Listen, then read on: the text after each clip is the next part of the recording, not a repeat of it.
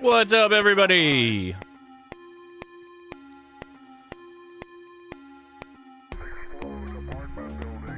Hello and welcome to the After Chat. All right, so what's our goal in the After Chat? Ooh, my green screen's getting all... Ooh, hey, what's going on? What's going on there? Hey. Our goal in the After Chat is to really help you. Our goal is to get you started and effective in amateur radio. And oftentimes that comes with questions that you might not feel that good about asking someone in person. Maybe it's your club. Maybe it's emailing somebody that you actually know in person. Maybe you don't want to be like, hey, I got this dumb question. Like, you just ask us. That's what the Discord's here for. That's why we're here. That's why we're here right now. And there's actually like a ton of people in the Discord, likely because that Ham Shack stream went like crazy. That was like, we had so many people watching. Thanks so much for doing that, by the way.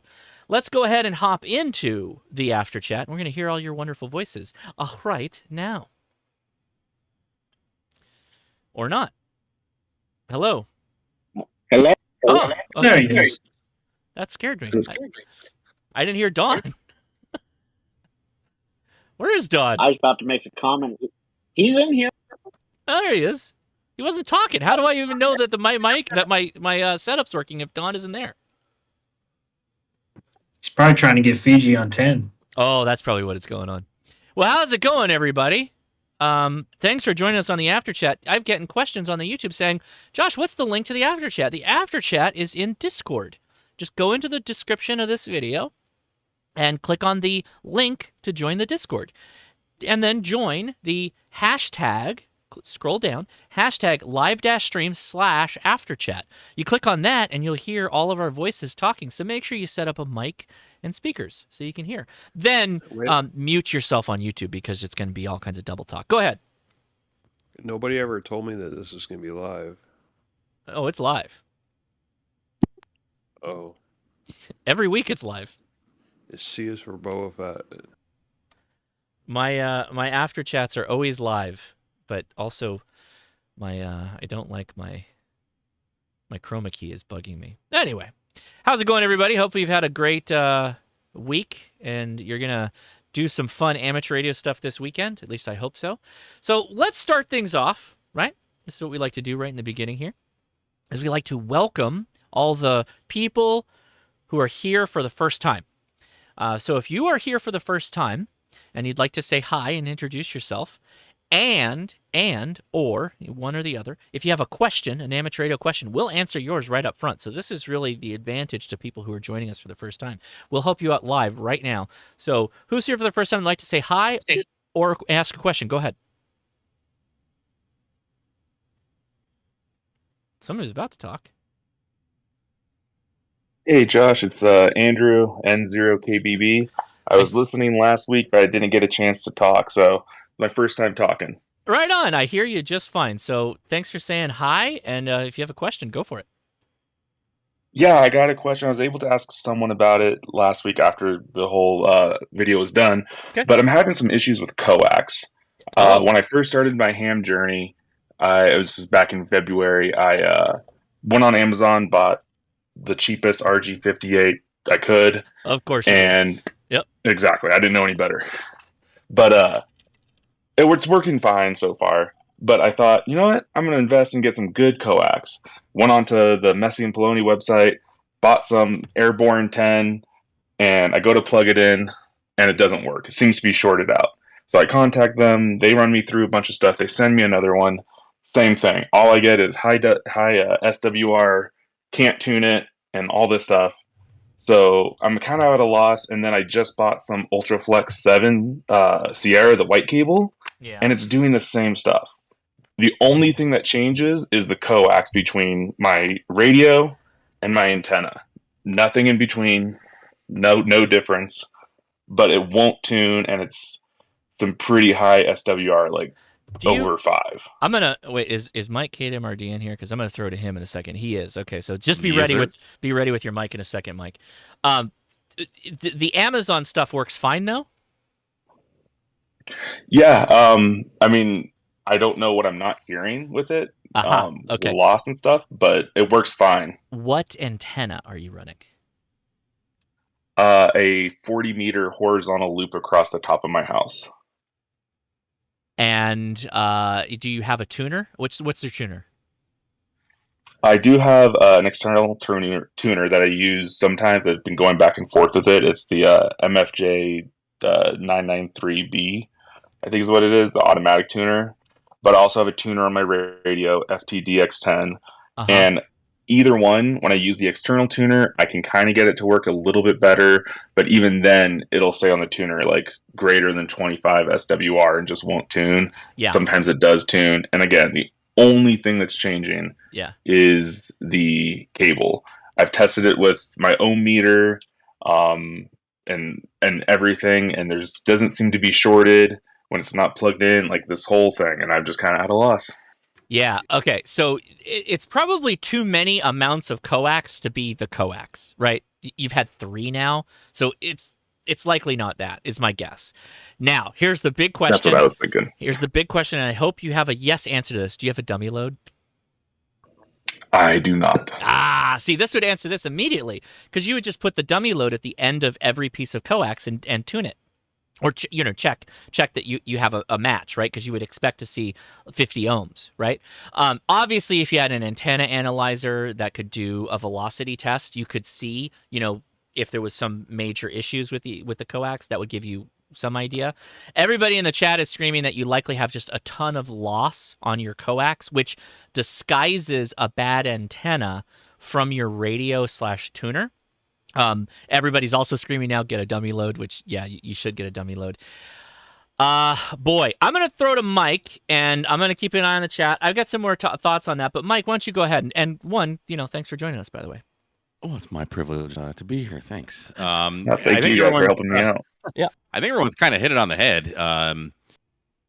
I would look at the antenna. So when you're looking at, you said RG58, although you're looking at 40 meters, but it is Amazon cable, which was my first coax as well. So I think we're all in that same boat.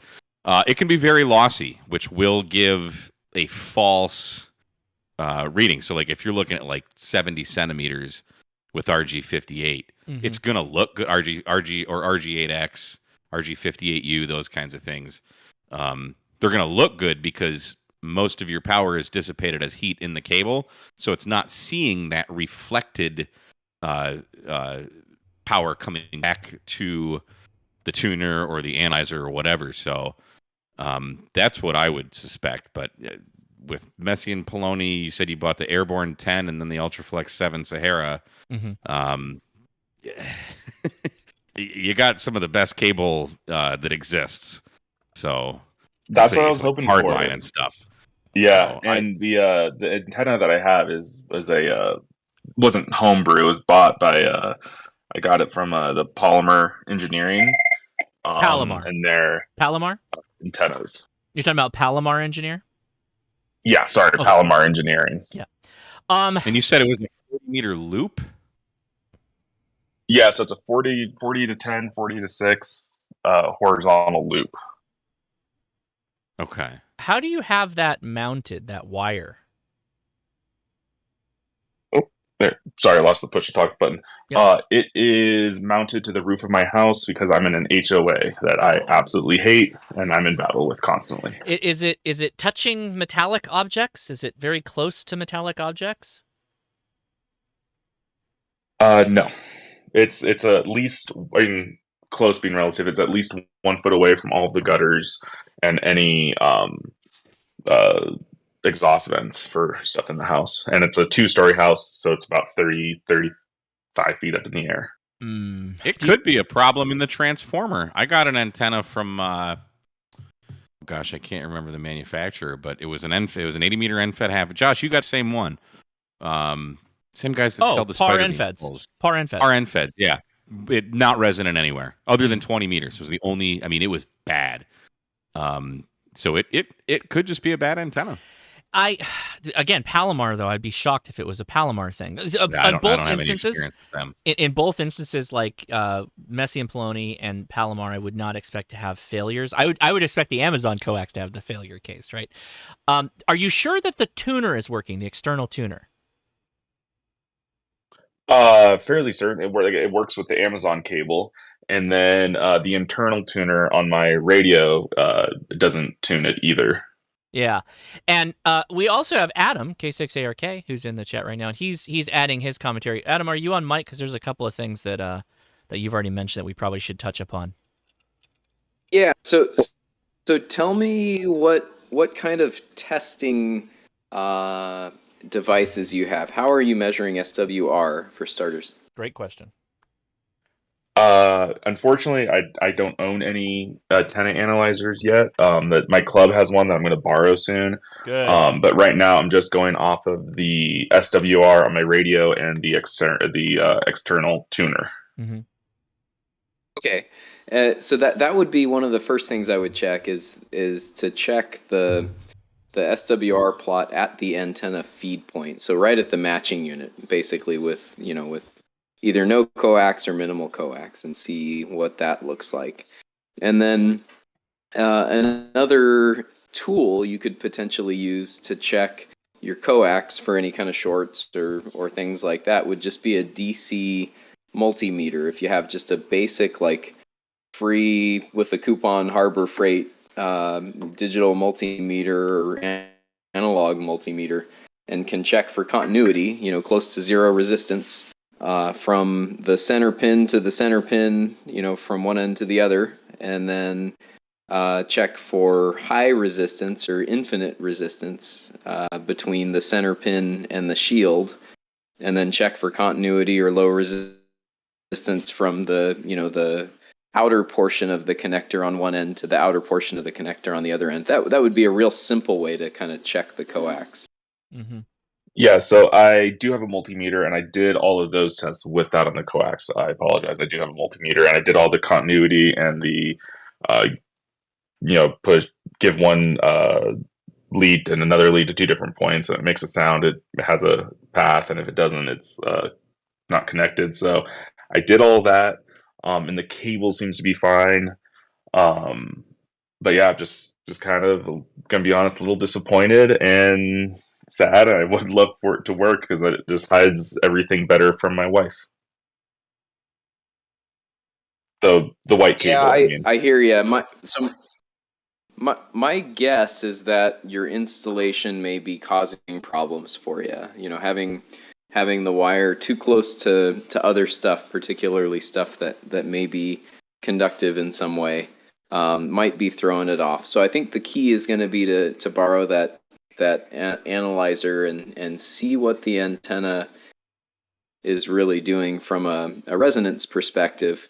And if it's under 10-to-1 SWR on the bands of choice where you want to operate, then your radio should be able to tune it even through the coax. You're going to accept a little bit more loss that way, but it should be able to tune it. And I think you mentioned that one piece of coax seemed to work better than another. Are those coax pieces different lengths? Oh, that's a good question too. No, they're all the same length, or maybe one's like 5 feet shorter, but they're all generally about the same length. And yeah, the only one that works very well and reliably and efficiently is the Amazon RG58. And I didn't know this, is why I'm glad to ask you guys, that a bad coax cable can mask a bad antenna or a different problem or something like that. So that's good to know. Keep in mind. Okay. Yeah. Sorry, Adam. Go ahead. It definitely. Yeah, I was just gonna say it definitely can, but it sounds like there's something else that may be going on here, and it would be really interesting to see the comparison of the SWR plots and what the antenna is doing from a resonance perspective at the end of the coax. Attached to the antenna for each of the pieces of coax. So if you have a way to just like take a screenshot or a picture of the screen of the antenna analyzer getting that kind of information could be really helpful. And sometimes connectors on either the antenna or the coax, if they're a little bit loose or if they're just not perfect, sometimes the connector can cause an issue there as well. So those are some other rabbit holes to go down. I'll hand it back to Josh. No, I mean, Yeah. we're at the point where we kind of need you to have a little bit more equipment to be able to test this, right? It's if you think about your radio and you think about the things that are in the path, right? So you have your feed line that goes to the antenna. It sounds like you also have an additional external tuner that goes to your antenna, all these things, right? We kind of almost have to go like piece by piece in ruling them all out, kind of like you do with a car, right? You would want to work through anything in the chain to rule out that they're the cause of the problem or find the spot that has the problem. I'm guessing, if you just go with dummy load antenna analyzer, it could be a nano VNA. You could even buy one of those on Amazon. They're like $50.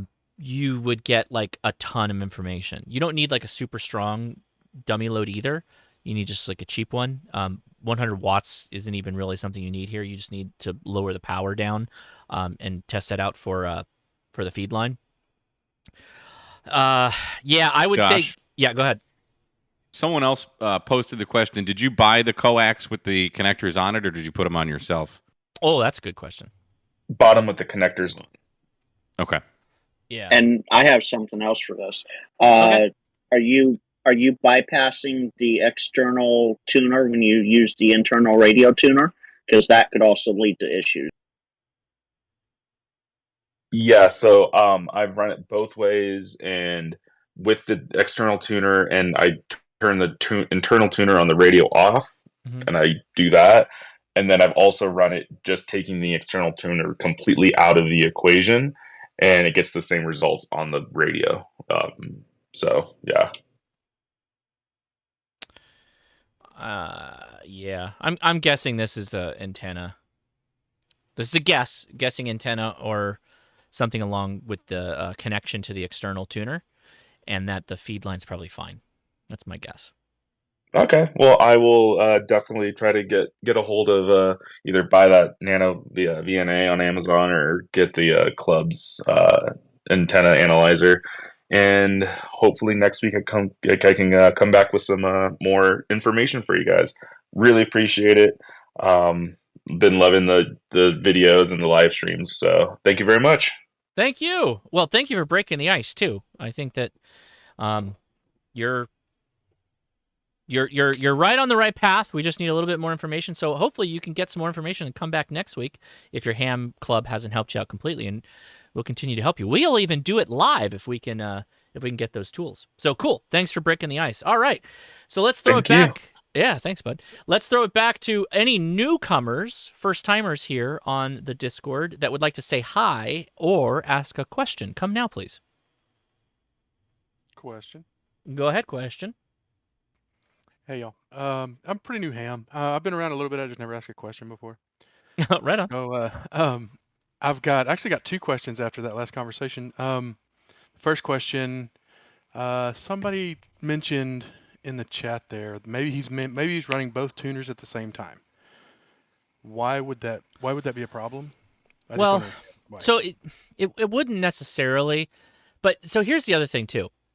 So some of those tuners, even the external ones, they need to connect to your radio so that your radio, when you push the tune button, will tell it to tune up. Some of them are RF sensing, which is great. Some of those RF external tuners are RF sensing, which is nice. Other ones need a control line that goes to your radio. That can introduce its own sets of issues, right? Do you have the wiring right? Are you sure you got the wiring right? Are you know that the relays are clicking? Did you have someone stand in your shack, they hit tune while you're standing over there, and you hear it go, that whole thing? Yeah, all that stuff could be a hole that you could fall in while troubleshooting. Mm-hmm. Generally, you're not going to run them both. You're going to run one, let it deal with it, and again, generally the external tuner is going to be the better one because you want the least amount of feed line to be between you and the actual antenna as possible when you're going to use an antenna matching system or transmatch, antenna tuner, whatever we call it. I see. Okay. Yeah. Okay. FT8 question. buddy. WSJTX. Okay. All right. So, in the settings there's a setting for split operation. Yes. I understand what it does. I understand what the difference is between what is it, none, rig, and fake it. Mm-hmm. I just don't understand how that would help or hurt me. So some radios don't have a split. They can't function in digital split.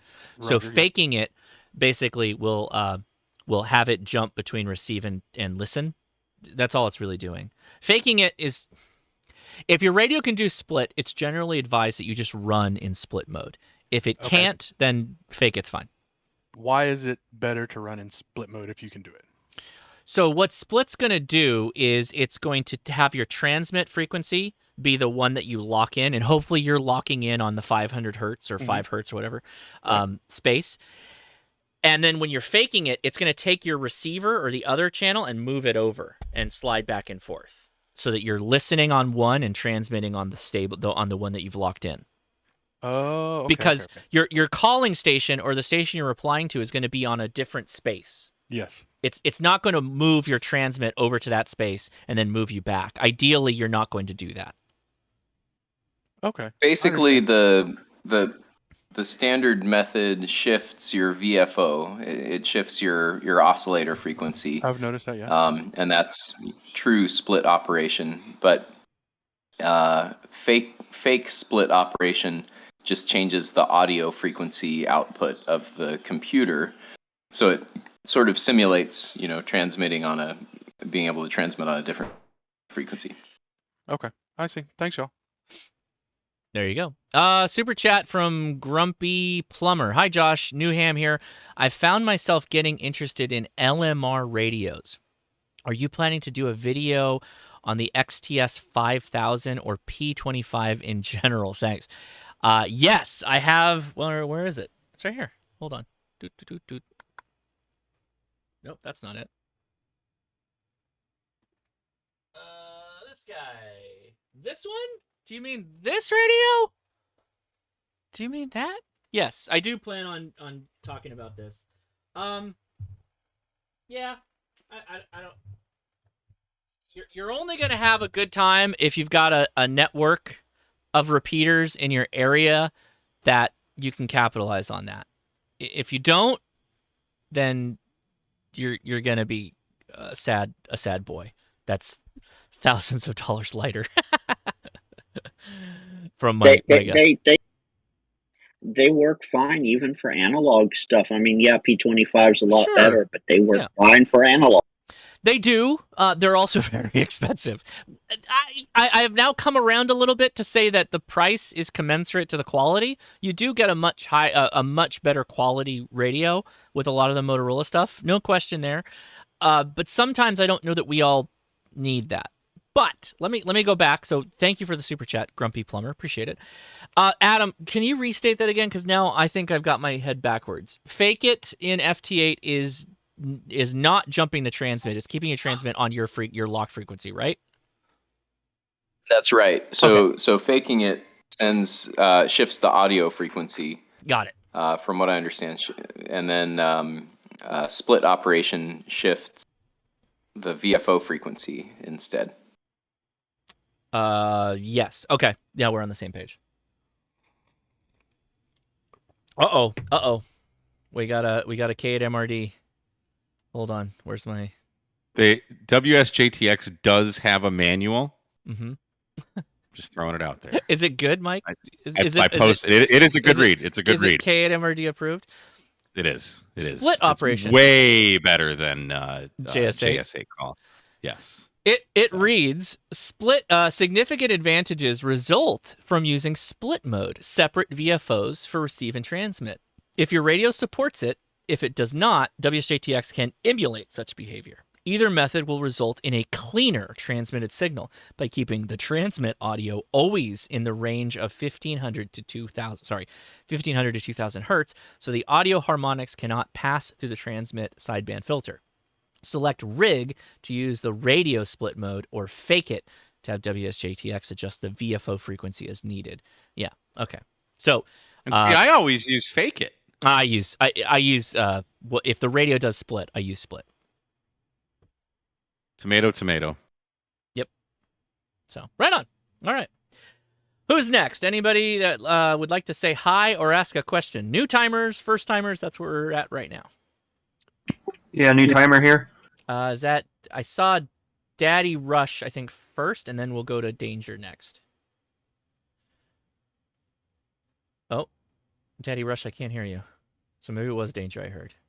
I see you keying up, but I can't hear you. So I think you may need to go select your mic in the settings. So we'll go Danger next. Go for it, Danger. Okay, so first time in the chat here. Love your videos and all the great stuff. I have a question though. So last night I passed my general exam. Before that, I had ordered a Shigu G90, and my question is: Are there anything, or is there anything that I should be aware of with that particular radio, and any kind of must-have accessories? And I did get the bundle with the card for interfacing with the internet for FT8 and all that stuff, and it came with the cooling fan too. The internet or digital modes? You just mean digital modes. Yeah. Okay. So the cooling tray is required for doing digital modes from my point of view. If you have the audio interface, then you probably already have everything you need. But I do really like the DigiRig, but it's kind of overkill for what you've already purchased. Does anybody else want to add anything? Comment. Go ahead, comment. Yeah, so that's my main HF rig is a G90, and when I was first getting into digital stuff, I updated all my firmware, which is probably not a good idea. I kind of had some weirdness after that, and none of the documentation I looked at mentioned this, but if you're doing digital, you have to put it into, like, if you're doing upper sideband digital, it'd be U-D, or lower sideband digital is L-D, and that took me like 3 days to figure out. Why, like, I would hook up my radio to my laptop and I couldn't hear anything. So that's just a pitfall that I found. Okay. Yeah, sounds good. Yeah, you probably have enough to get going. I would focus your time on good coax and good antenna, because you've already got all the stuff you need. Running 20 watts, you're probably going to need to, go amp it up a little bit. Cool. All right. Who's next? First timers that would like to say hi or ask a question. Go ahead. First timer. Oh boy, that was a lot. I heard first timer. Go for it, first timer, and then we'll come back. Well, good afternoon, or good morning, I should say. SA4 SMH, Sierra Alpha 4, shaking my head over here from Sweden. And yeah, it's 4 a.m. here. I just got off work. Thanks for everything you do, Josh. It is really amazing. I got my ticket in April. 2 questions, if that's okay. But the first one, I'm looking at an HF rig to jump on here and start running HF at home, and I'm looking at a Yaesu 891. Yep. Any thoughts if I would be running that through just a HF vertical and an antenna tuner from the apartment here? I've gotten permission to put up a quote-unquote small antenna, so that's only 7 meters high. So you were going to do 891 into a vertical HF antenna. Is that basically what you're saying? Is this something you're building, or what are you planning to do? Exactly. Now I'm looking at a Moonrakers. I can't remember the model number off the top of my head. Obviously, a tuner is a must, but yeah. Radials or no? Yeah, I was going to say Moonraker is either non-radial multiband, or which one? Non-radial multiband, since I can't run the risk of the radials and them actually complaining about it being no longer a small antenna. I see. Which Moonraker are you looking at? I can look it up real quick. I've got it saved on here somewhere. Yeah, because I mean, they're going to have varying. So one, the 891 is going to be fine. That's a fine radio. Little bit aimed towards the portable market, right? With it, but still good. You could still make a go with that, no problem. The question is really going to be like, what kind of antenna are you going to run? That's really going to be the question. So it's going to depend. comment? Moonrakers or All UK? right. Oh, we got it. Yeah, that's right. We got a UK ham here. We got a couple of them. So go ahead. Yeah, I have one of those. I'm using it at the minute, and they don't really care whether you put radios on them or not. They probably work better with radios, but it doesn't say to have them. It'll work reasonably well above 14. It's sort of really local and not great below it, but it's really cheap. So, but it's a good place to start. Do you have a recommended unit, Mike, that you'd say for the Moonrakers? As I said, the GP80 is what it's called. You got it on your screen at the minute. I wouldn't buy the fiberglass one. Get the aluminium one because the fiberglass ones have a habit of snapping, and there's a little tiny wire that runs up through the middle of them.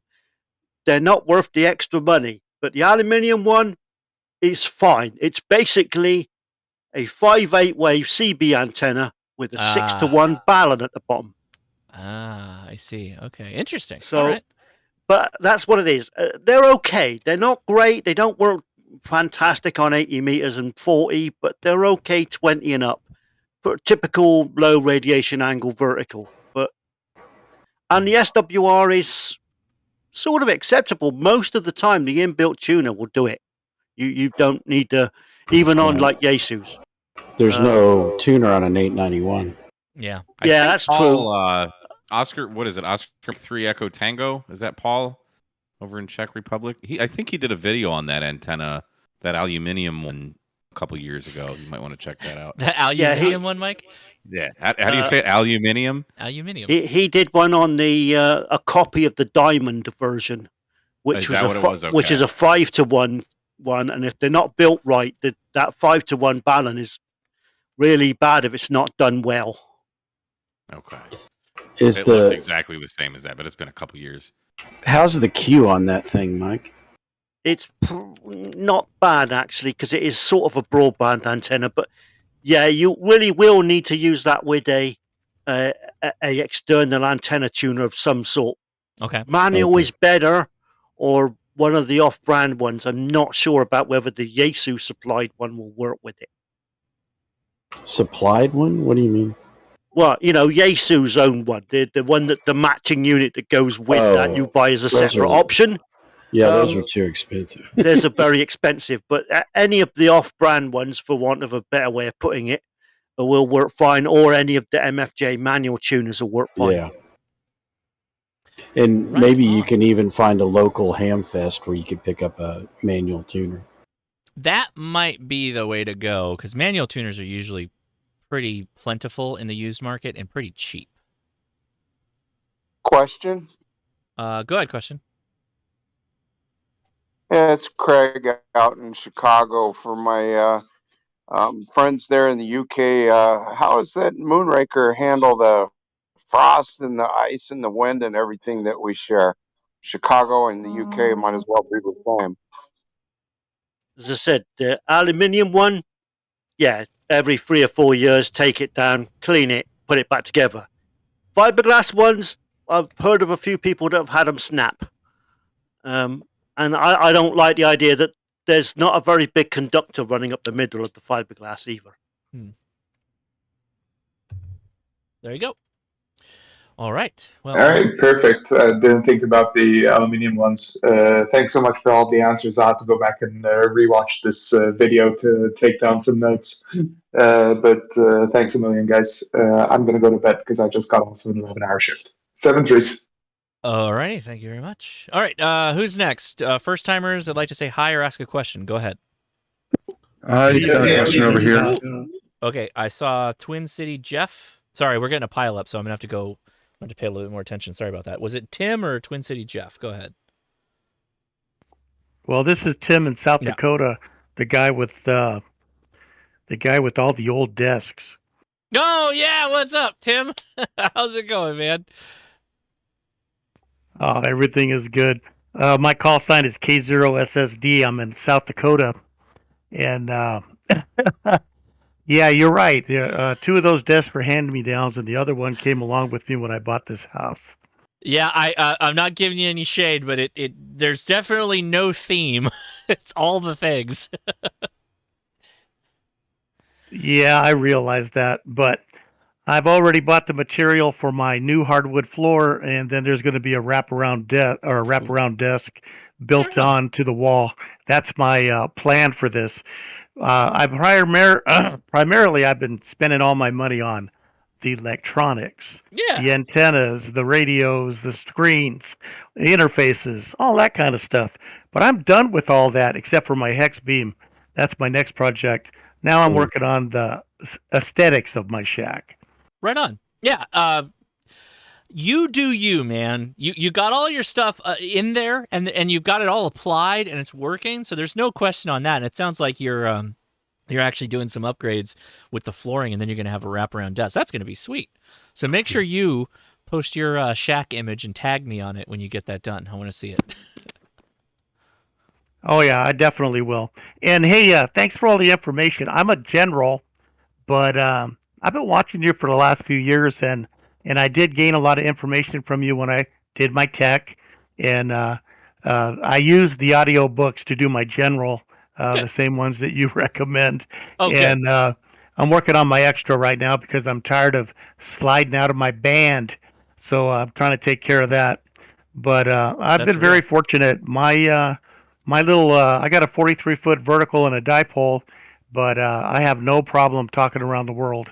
But I am running 1,300 watts. That helps. What kind of? You said you got a hex beam? No, that's my next project. The hex beam is I got to take a tree out of my backyard to put it up, and that's one of my projects. But right now I have a 43-foot vertical. I have 1,200 feet of wire underneath it, and it pretty much talks around the world pretty consistently. And then I got an 80-meter dipole up in the air. South Dakota, we get bad weather. When the weather's bad, I put the antenna down. I put my vertical down.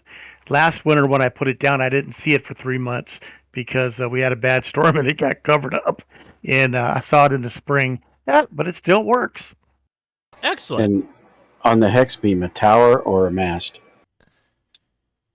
I think I'm going to end up using a mast with a tilt-down mast set up, maybe about 25 feet. Yeah, they work pretty well. I'm still working on mine.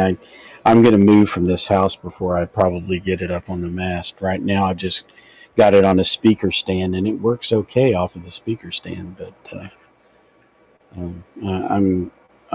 I've got the hex beam built. I just don't, the masting in the whole 9 yards of getting it up is one of the bigger challenges on a hex beam, or really anything that goes up on top of something like that.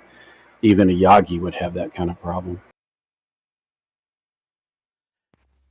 Well, I'm limited on space. I don't have my house already looks like a porcupine between the 2-meter beams and the verticals, plus the dipole and the trees, and I right on the side of my house I got that 43-foot piece of aluminum pipe.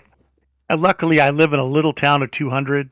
I barely really have any neighbors in my general area. And when a couple of neighbors do ask me, they go, "What is that thing for?" And I tell them, it's just an aluminum pipe that talks around the world. Yep.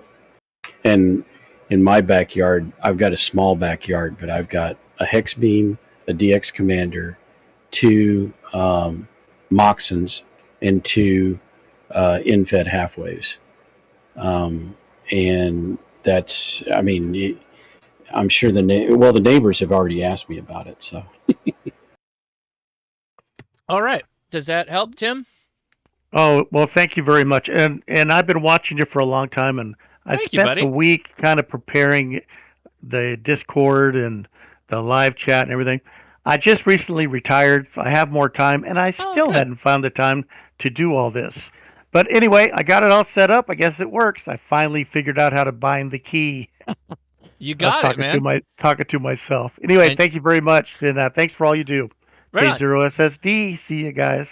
And you sound good too, making it in there. So thanks for taking the time. I would like to take a minute. Mike, did you see our friend Eric in the chat? Did you catch him by chance on the YouTube side? I deleted his comment there. I would just like to say, Eric, no one's gonna get your question answered if you act like a jerk. Like, you could have asked that question nicely, and we would have answered it, and that would have been a good question. But instead, because you're a jerk, you just got deleted. So sorry about that, bud. Bye. See you later, Yeah. buddy. Yeah. So sorry about that. It's really easy. Like, I don't understand. Anyway, I'm not gonna get into all this, but ham radio isn't a cheap hobby, first of all. Straight up. Particularly when you get into HF. There are cheap ways to do it. That was Eric's point, by the way, too, is how do you do cheap ham radio? We've all made videos on doing it cheap. You can do it sure cheap. Have. We've made videos on making antennas from stuff from Harbor Freight and Home Depot. But some of the radios are just expensive. Find the cheapest radio you can afford, buy that. It's likely a Xiegu G90 if you want to get on HF. There you go. There's the secret. Hermes Light 2. Hermes Light 2 is not bad, but you're limited to 5 watts or so. But it's great. You gotta have a computer. You gotta have a computer and some other stuff. But right, whatever. But it's equivalent to very equivalent to the $2,000 radio I've got. So there is that. Yeah. So okay.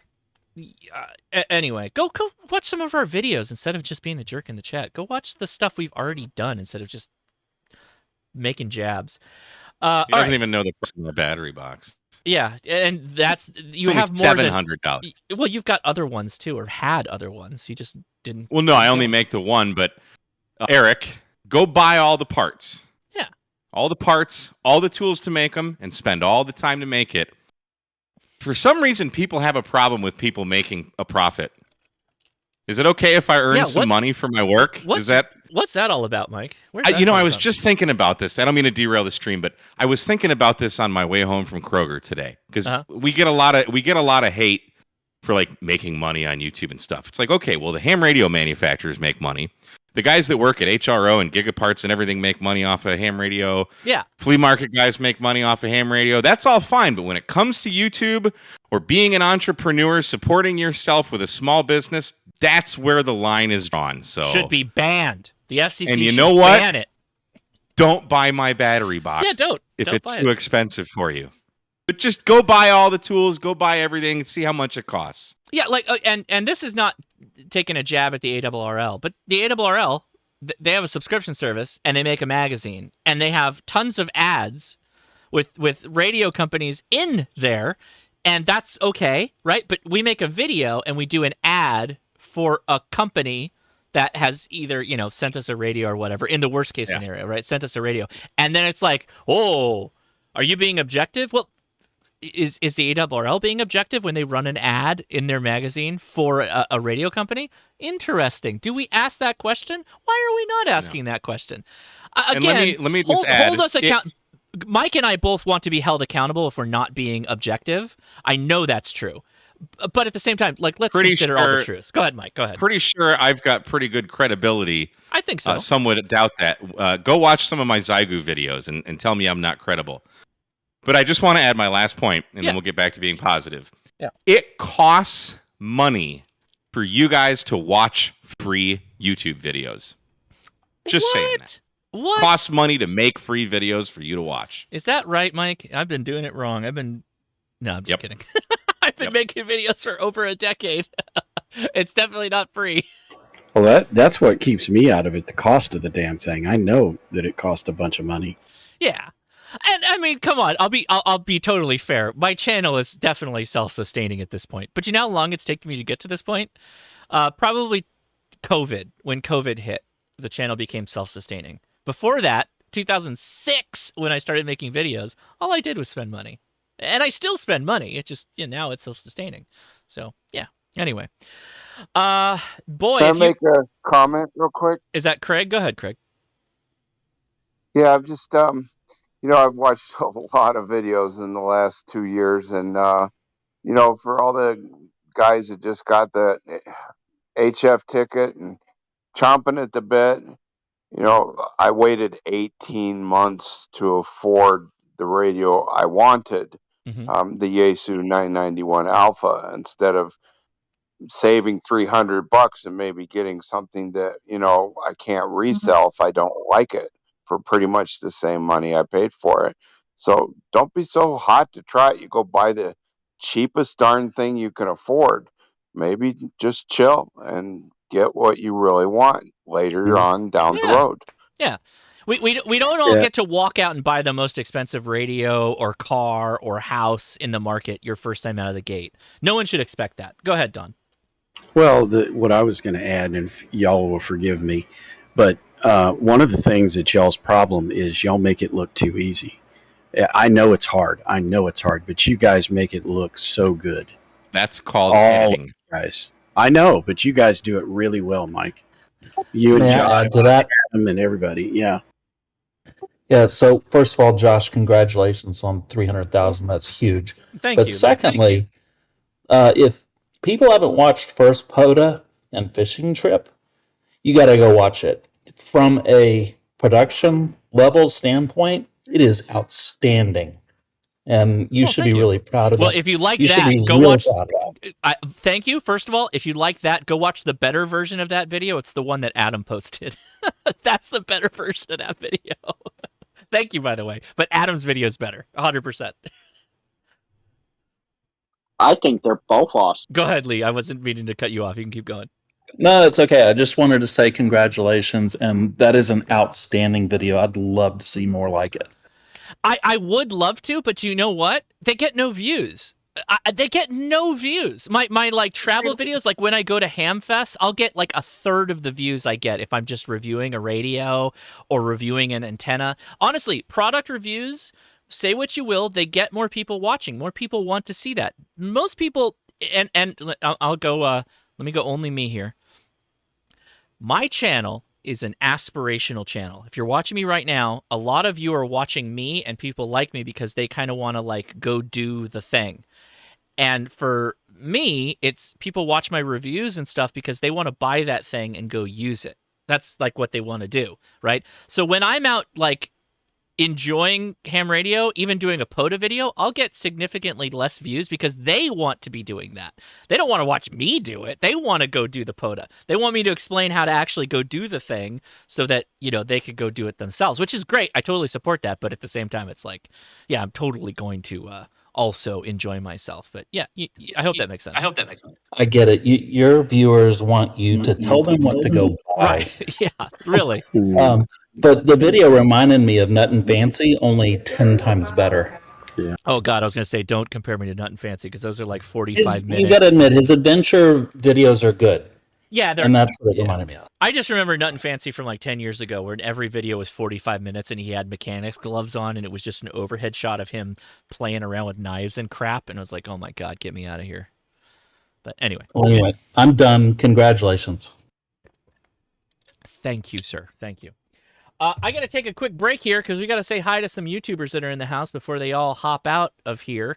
Let's go down the list. Who's my first? I think it might actually be... Oh, my gosh, my wife's in the chat. Leia, what's up?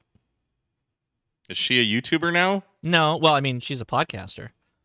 Did you need something? Oh, she's saying congratulations. Thank you. I don't know if that's for me, but thank you. Adam, K6ARK, what's up, man? How's it going, everybody? Let's see, what's new here? I just got an ICOM ID50A, the new HT that came out, so I've been tinkering with that and did the Mars Cap mod the other day, which is always exciting on a $400+ radio to pop the thing open and try to carefully remove some little surface mount components. Other than that, just search and rescue stuff lately. Had an operation today, and tomorrow I'm free, but got to do some chores, so I won't be out playing radio, unfortunately. Right on. That's about it for me. Well, very good. Thanks for joining us out here. And I'll come back around if I skipped any. I don't think I skipped any YouTubers above Adam going alphabetically, but if I did, scream at me and we'll go back. Next is Mike, K8MRD. What's up, man? Hey, we were just talking. Hi, everybody. Hi.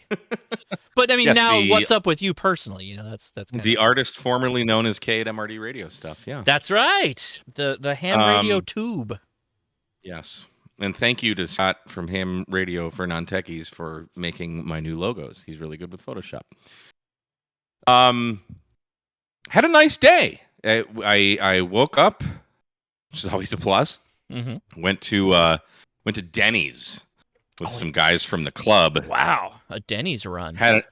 Yeah, dude, I live in Huntsville, man. There's nothing here, man. Denny's is like, I mean, there are nice restaurants. There's actually some really good restaurants for breakfast, but hams are cheap, and Denny's is terrible. But I had an omelet, had a veggie omelet. It was okay. Drown it in Tabasco sauce. But I was thinking to myself, I paid like after tip, I think I paid almost $20. It's like $19 or something like that. The omelet was like $15. Okay. Yeah, and I'm thinking, dude, when I lived in Michigan, we have Coney Island restaurants everywhere. They're just little diners. You could get like a 3-egg omelet that you might not even be able to finish, hash browns, toast, whatever, and it's like $8. Coke, so $10, $12 after tip. Terrible. But so we went to breakfast, and then my club, I'm doing air quotes, my club, because I never go to any meetings because the club kind of sucks, but it's the Walker County Amateur Radio Group. Whatever. I live in Walker County, so I'm Walker, Texas Ranger. So they had a again, air quotes, Parks on the Air event today. Oh, and I didn't know about it. My neighbor, the next street over is a ham, and he texted me. He's like, "Hey, are you going to Huntsville State Park?" I'm like, I don't know anything about this, but okay, right, sure, let's of course, do it. Yeah. So got out there about 10:30.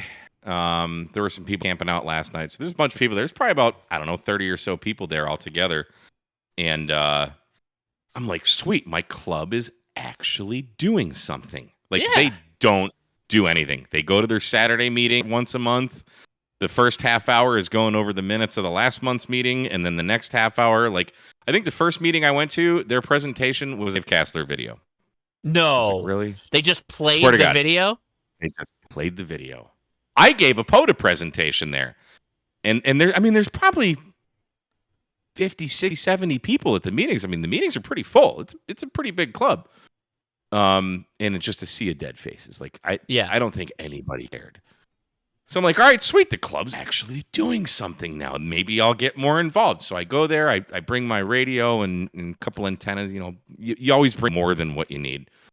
So I get there and everybody's standing around. One of these guys is setting up. He's got a big, oh gosh, it's probably maybe a 12U rack.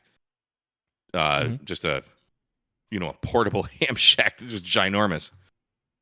So he was setting his up, a guy named Russ. He's a cool guy. So he was setting his station up. I helped him get his antenna set up. I brought my throw bag. And I'm like, what band do you want? He's like, oh, I'm probably not going to get on the air. This is just for show. I'm like, really? So I go and set up my stuff, get on the air. And like, as I'm activating, I'm just looking at everybody sitting there.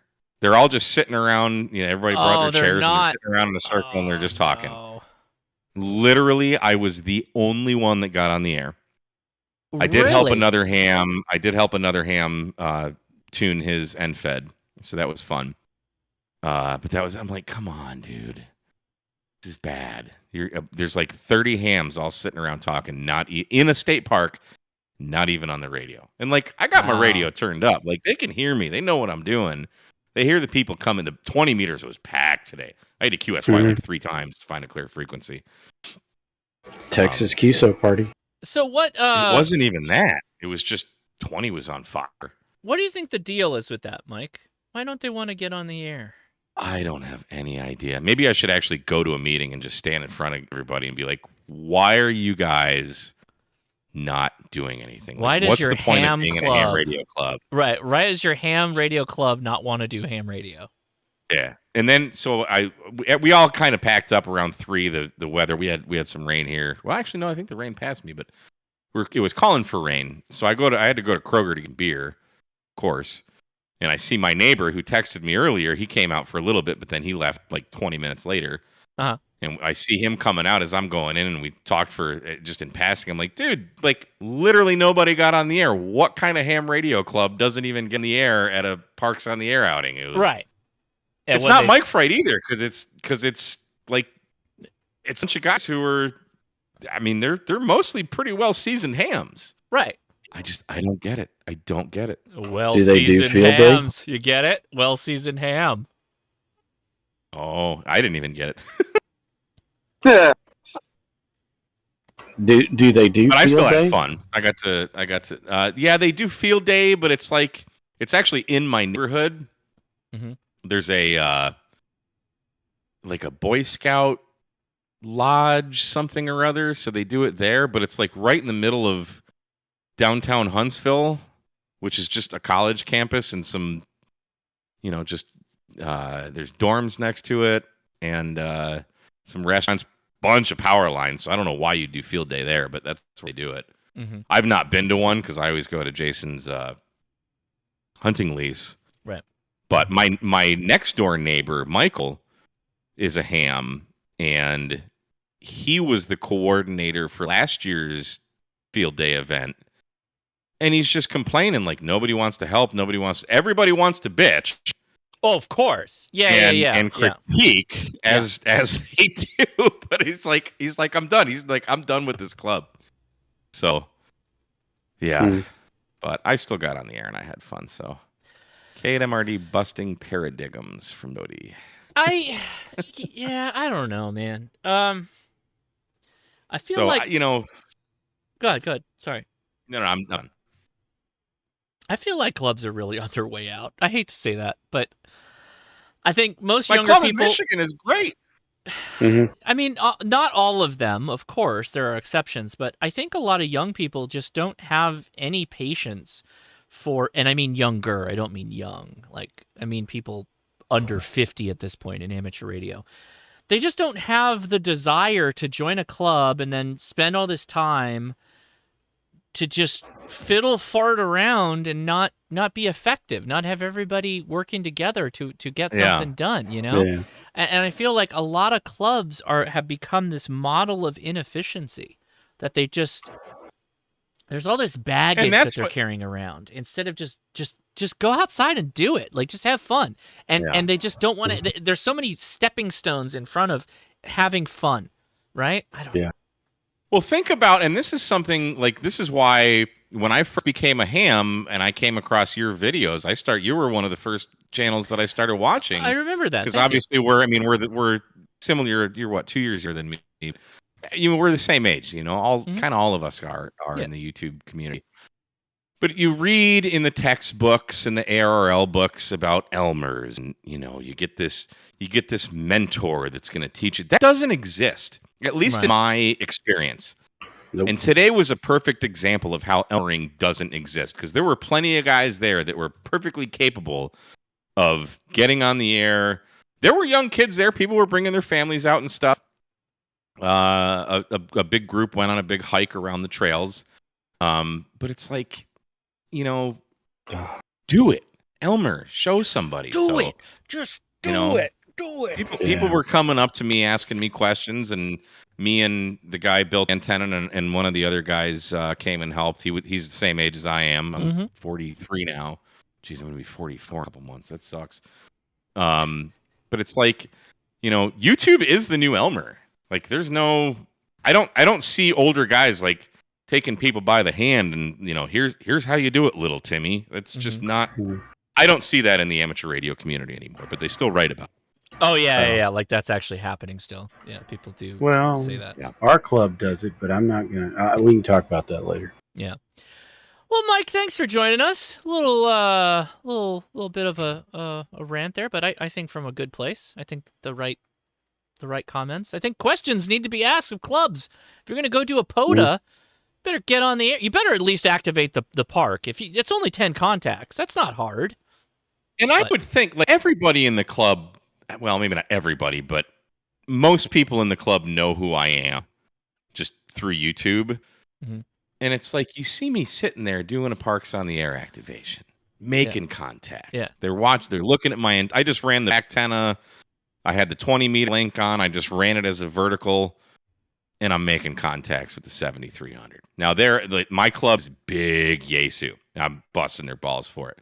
Maybe they didn't want to touch an ICOM radio, which is fine. I don't want your Yaesu fingers on my beautiful ICOM screen, but okay. I actually own more Yaesus than I own ICOM, so I like. I know that's the funny thing about it is that's probably likely true for most people. Yeah, I break their balls, but like everybody's walking by, they're seeing me activate. You'd think like someone would come up and like, hey, what are you doing? Can you show me how to do this? Blah, like didn't happen. Yeah, it was. I had fun, but it was discouraging. Just like, yes, I'm a member of the club. I paid my $20, but like, I don't do anything. I don't go to the meetings or anything. I don't get on the repeaters for their stupid net on Monday nights. Maybe that's me being negative. I don't know. But their net is only 30 minutes. Then they got to go do their Aries net. Oh, And right. it's like, dude, like have a good net. Like do my club in Michigan would do like they'd go through check-ins, they'd go through everybody, they'd do your first comments, then they'd go back around the list. Everybody had a chance to do a second comment. Pretty good net. Here it's like, all right, just check in, done. See you later. We got to go to the Aries net so we can don our orange vests. And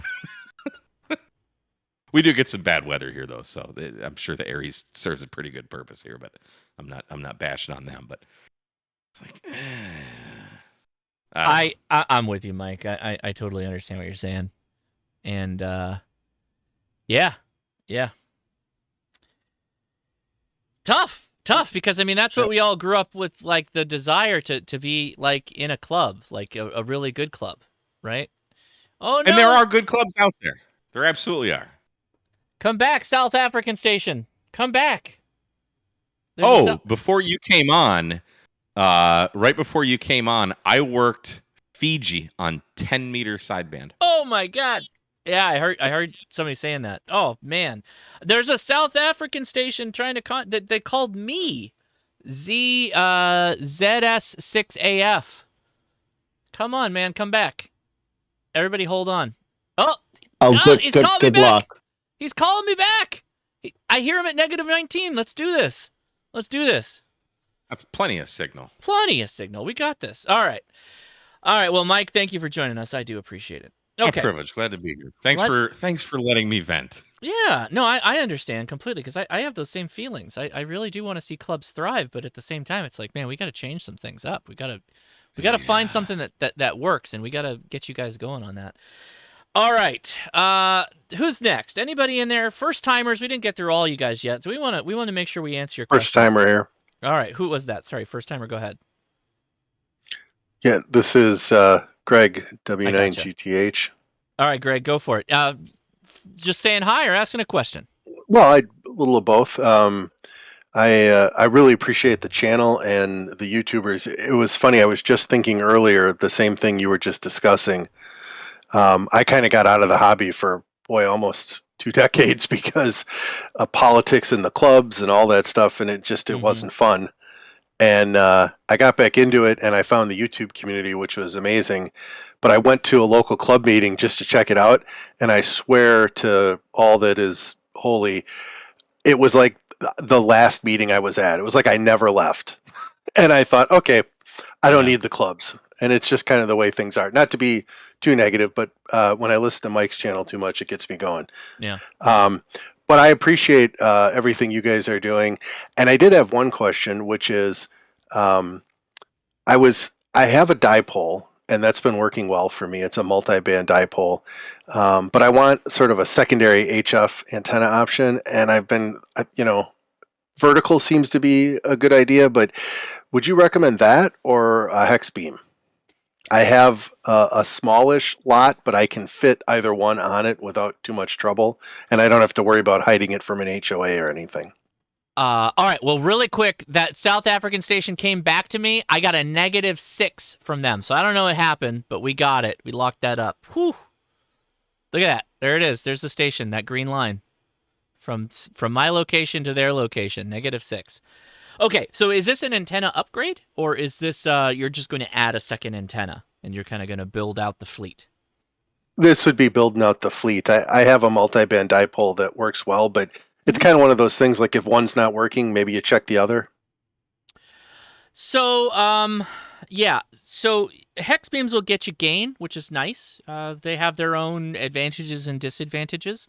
You're going to get about 6 dB of gain, which isn't a tremendous amount, but it's still good, and it's fairly wide too. It doesn't add a lot of selectivity, or not selectivity, but anyway.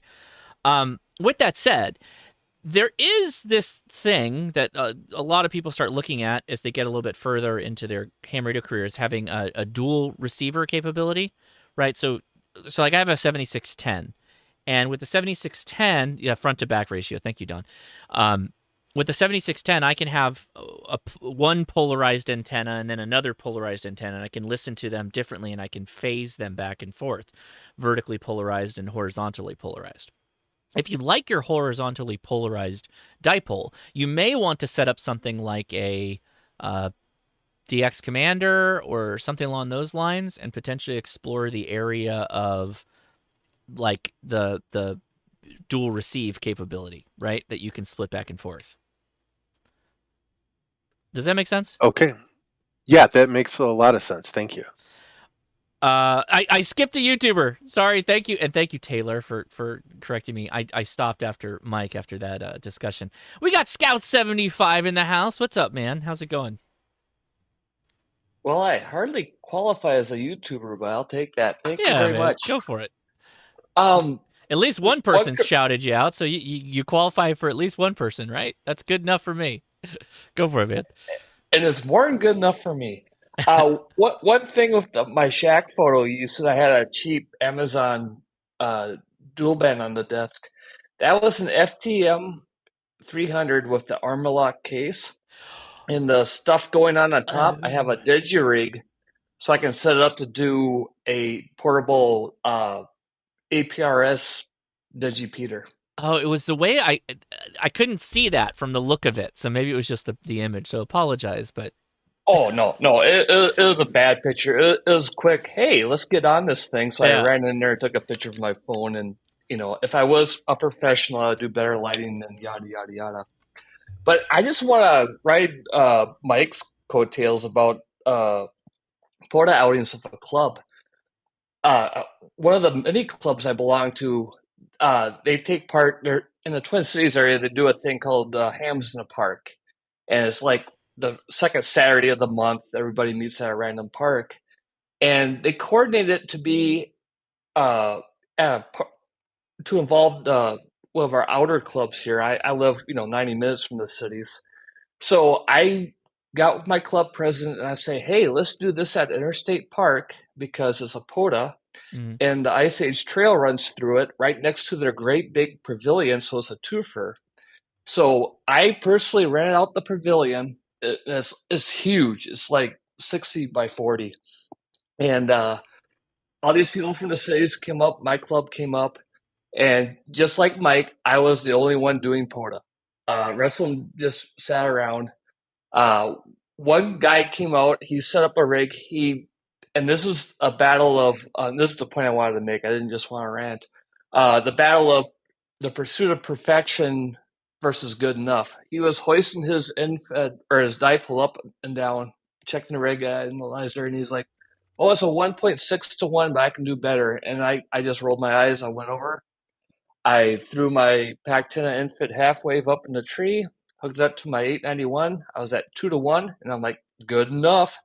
And I started going, and this guy got frustrated. He couldn't get the perfect match. So he came over to me, and I was running a pile up, and he's going, what are you using for a tuner? And I'm like, I'm not. I'm just resident infant. And he goes, well, the infant isn't that resident. Where are you at? I go, 2 to 1.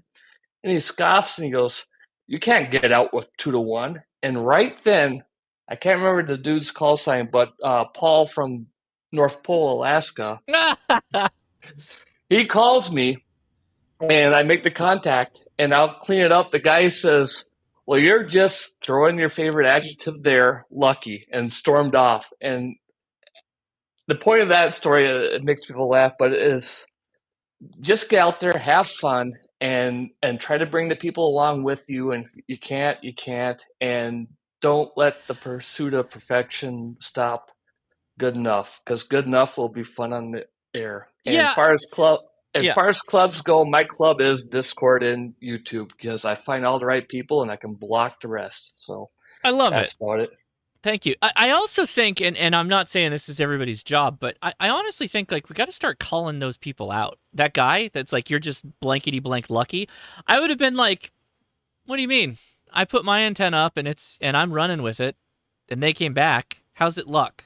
There's no luck in radio. There's no supernatural things going on in radio. It's just merely me putting my electrons out into the world. Like, what's different with what I'm doing? And further, why are you trying to be negative? Like, why are you trying to harsh my my buzz here on getting a good contact? I feel like we're not doing enough of that. We get all this feedback that, oh, the old timers and their clubs are so mean and they're so gatekeeping and blah blah blah. It's like, why are we not saying something to them?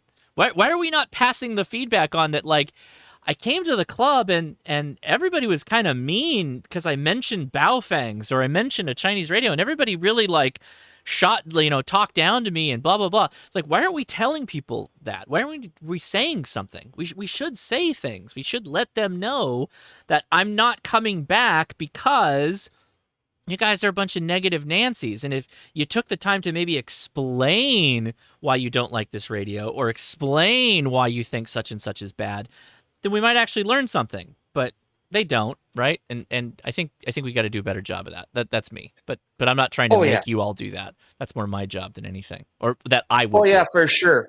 And I took that approach for that club for a while, where I did the, you always say, oh, the clubs they're just a bunch of crotchety old guys. There's nobody young. Well, young people show up and start doing stuff. And I tried for a good solid 6 months. I show up to every meeting, and like what Mike was saying earlier, they'd read the minutes from the last meeting, and everything was tabled, and then nobody would do anything, and I started interjecting, and I just got shot down. And to be honest, after 6 months, I gave up. But I definitely don't want anyone else to give up.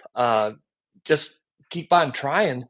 There's another club that's an hour's drive from me that actually has people that are willing to do stuff, and I hang out with them. I drive literally right past my local clubs and go to the ones where it is. So you just got to keep trying and find the people that will do what you want to do. And if not, just do it on your own and have fun. You don't have to have a club to do meetups and antenna builds. Just find people on the repeaters and stuff and say, hey, I know the club won't do it, but come over to my garage, just build an antenna or something, so there's always options. Yeah. And thankfully, I mean, this is that whole, what was the term? Once upon a time, if you wanted to be an actor, just to think of like Greece in the Renaissance or whatever, if you wanted to be an actor, you had to go capitulate to the playhouse owner to let you be a part of a play, or, blah, blah, blah. Now we can all just go on YouTube and we can go direct to audience, right? We democratized. Democratization is the word I'm thinking of. Like, to be a movie star, one had to actually, know the right people, get in the movie industry, blah, blah, blah. Now you can just make a movie on YouTube if you want. It's not going to be great, but you could do that if you want. You can go direct to market. That's kind of what it feels like with ham radio. Not that, again, you could just put up a wire and go nuts, but there's nobody stopping you from just doing this all on your own now. You want to be the DX? Go do a POTA. Go do a POTA activation. If you want to just be a part of a good community, join the POTA and Summits on the Air, communities. If you want to have like a club type feel online, join one of the myriad of really good Discords that exist right now. We don't have to have this like standard stodgy club based setup. Not to say that there aren't fantastic clubs. Unfortunately, it's just becoming smaller and smaller and smaller and smaller. So that's my whole standpoint. Because largely I'm just unwilling to capitulate to this standard that people have in their head of like, oh, it's got to be this way, and this is the way it needs to be, blah blah blah. I got nothing for that. Everybody's commenting on my LED noise on my waterfall. Yeah, I don't know what's going on there, but it seemed like it popped up when I started the stream. I am just dealing with the worst RFI these days, and I really got to buckle down on some of that. So thanks, Scout All right, made a so your really friend- important comment. Oh, sorry, we were talking over each He other. mentioned, Ms. Craig, he mentioned Repeater Association, Repeater Club. And I got to tell you, I've had no luck with either YouTube guys helping out or local clubs. But with the local Repeater Association, I'm on a net every night. I've had offers to go do stuff, offers for help. They don't have a building they meet in. It's all about what that tower and repeater does, and people take it or leave it, use it or enjoy it. It's been the best experience I've had yet. Okay. It's sometimes hit and miss, though. I got to tell you, your repeater society sounds good. but they're not all great. In fact, I found a lot of repeaters that are little fiefdoms of the negativity that we're just saying we don't really like. So The 2-meter CB. Not really. 5 o'clock net every night's called the Gratitude Happy Hour. So if you're calling to complain, you usually get shot down before you're even done. okay, well, again, sounds like you've got the exception, not the rule. So good stuff. One wild Cade MRD coming into my my FT8 here. Let me actually. Yeah, you got a good signal. You're +1 here. You don't need to do anything. Oh, okay. Unless you can't hear me. No, I hear you fine. You're in negative 17. Yeah. My beam is pointed much further south than it normally is. So let me hit up Chase. Chase has a question in chat, and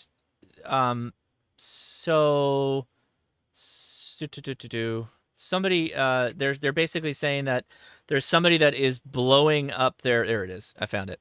What's the best way to tell someone to turn down their gain on FT8? There's a guy in my grid square just blowing me out when he transmits. Well, if he's in your grid square, you could probably just look up where he's located, right? Look up his address, and I would contact him, figure out what his email is, and likely that's QRZ, and just say, hey, I'm a local FT8 enjoyer as well. Is there a chance that you could adjust your ALC? Because if you didn't know this, it sounds like you're overdriving your signal. You may want to check into your ALC, dial that volume back on your computer. You got a good signal, but you're probably putting out too much audio distortion. Blah blah blah. Yeah, try to reach out. Thanks for answering that. Yeah. Oh yeah, send screenshots. Yeah, Jody, you're 100% correct. Email them first and send a screenshot saying what's going on. That's probably gonna do better for you, because they could just come back and say nuh-uh. But Jody, you're 100% right.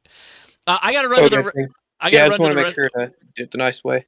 Yeah. And always, just say like, hey, you probably don't know this, but yeah, exactly. Dr. Machine Gun. That is perfect. That is perfect. That is exactly what an overdriven station looks like. Yeah, so that was from Brazil this morning. Yeah, that's pretty wild. I got to run to the restroom really fast, so if somebody wants to take a question or somebody has a question, go ahead and pose it, and I will be right back. And while I'm gone, I will play the memes. Be right back. Go ahead. Can anybody hear me? I'm new to this stuff. Yeah, you're fine. You're great. Yep. Excellent. Dennis is the name, and the call is W1 Whiskey Victor. I'm located in upstate New York. So not a new ham? I've been a new ham for 35 years. Oh, okay. Yeah, longer than I have. I'm 32 years an extra, but only 33 years a ham.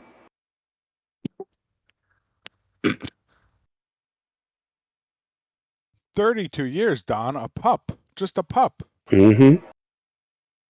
Well, I'm a newborn. I've only been a ham for 2 years. Yeah. I got my ticket when I was 15. It was studying for my test was more fun than studying for school, so I did all that. Of course, No, I should have worked more in school, but anyway. Yeah, no, I will admit I have done the same thing. Yeah, I did go ahead. I did think it was funny the other day in Jason's video where I can't remember what he was. Oh, he was demoing the chameleon antenna. But anyway, Jim called him, and it seemed like in the beginning, Jason didn't even know who he was. Jim? No, W6LG Jim. Oh. Yeah, I don't That know if Jim. I've heard Jim. Yeah, your ham radio Elmer. Yes, exactly. Yeah. No, he's a cool dude. Yeah. Hey Don, you were mentioning earlier about the QSO party and you getting two new states on your worked off states. Funny is, those two states are two of the states I need for work all state, Iowa and New Hampshire. Yeah, Iowa, New Hampshire, New Jersey, and Texas are all running QSO parties, and that's mostly what I heard on the band. I did get a couple of POTAs or ran across a few POTAs, but mostly it was QSO party guys. And then the occasional rag chewer with a multi-kilowatt amplifier. Oh, don't you just love those guys? Yeah, but Yeah. no, what's wild is because Iowa's to the west of me and Indiana's to the east of me, and I can't get either one of them even on 40 meters. But I right now, you guys seen the picture of my Wyndham hanging down. I still haven't gotten it back from radio waves, but hopefully I'll have it back early this week. Hey guys, can I jump in? I'm back, so yeah, let's go for it. Sure. Hey Josh, I just wanted to say thanks, man, for all the videos and especially the technician playlist. That has helped me so much, man. I'm getting ready to take the exam. I'm going to try to get a proctored online exam here. There's no exams, in-person exams within about 50 miles of me, which is kind of insane. Oh yeah, test online. Yeah, I'm definitely gonna have to. It's gonna be the only option. So my question is, I'm very new to this. I kind of have an Elmer guy that I work with. He's a facilities engineer for us, data center engineer, and he's kind of got me into this about 6 years ago. And he kind of asked me every year. He's like, "Hey, have you got your technician license yet?" and all that, and you know, I've been dragging my feet on it, and I finally got the bug from watching your videos and doing some RTL SDR stuff, some ADSB captures and things like that. But so the radio, I'm looking for an HF radio, and I've been looking at the Yaesu FT710 AESS and the ICOM 7300. I'm very kind of torn on the two. I don't really understand a whole lot of the differences between the two. But I guess my biggest concern is both of those radios, if I did want to go out and do POTA or SOTA, they would be capable of doing that. Probably more the FT710. Does that sound right? They're both equally POTA capable. Sweet. I wouldn't put one above the other. Except, and now we're going to get into this whole thing. The 7300 is a 5-year-old radio. The 710 is a brand new radio. They're both fully SDR, and they each have their own unique user experience. That is what I would say. But they're very similar on paper. Cool, gotcha. Okay, well, I definitely appreciate it, man. Yeah, I'm gonna be hopefully getting that technician soon, and then I've been studying for both. I've been doing the technician and the general studying, so I'm gonna try to take, from what I've been told, take both exams at the same time if possible. So yeah, I'm just looking forward to it, man, and getting on the air and doing some experimenting. Comment. Go ahead, comment. Hey Josh, yeah, it's David, AB91G. Yeah, that's one thing you got to watch out with that 7200 is it is heavy. I load my 7200 out. Wait. He said 7300. 7300. I thought he said 72. No. Okay, my mistake. But so they're both going to be heavier rigs to be backpacking into a POTA site. He didn't say anything about backpacking. Yeah. He did say SOTA. Yeah, he said so. He said SOTA. Well, okay, then hold on. How far are you back? How far are you going in a SOTA? How far are you planning on hiking? Right now, I mean, I'm pretty comfortable rucking with about 60 pounds. You know, but that's not that's not what I asked. How far are you planning on going? You know, I can't even put a number on it. Really, I don't even really have any summits, quote unquote summits around me. Definitely some larger mountains and things like that, though. You know, kind of some like foothills and, you know, some mountains, things like that. But probably not too crazy far. Most places I can get with the vehicle, so weight's not really a huge concern for me. Okay, so you should go look into what your soda world is like. But is generally this just going to be a base station for you? Yeah, yeah. It's going to be my first radio, so yeah. Okay, so straight up, neither one of those radios are really backpack radios from my point of view. You can, and it sounds like you can do 60-pound rucks, so that's totally fine. I'm sure you're making decisions appropriate based off of what you can carry. If you wanted a more portable option, that's probably the Yaesu FT891, but that is not what I would consider a good base station home radio from my point of view. Understood. Well, cool. That's been very insightful. I really appreciate it. I'm going to probably go ahead and try to make my decision. And oh yeah, that's the other thing. As far as purchasing goes, I don't want anybody to have to go out here on a limb or anything. But I've been looking at HRO and DX Engineering as far as actually purchasing the radio. Any recommendations there from any of you guys? Well, 7300 is a used radio now, so you can pick them up on the used market. They're available, that's totally acceptable. The 710 is new though, so you're going to pay new radio money for that. Yeah, and that's all the good. 710. Yeah. By the way, you can buy used from the regular radio stores too. So if you're going to look at used, you can go to even HRO.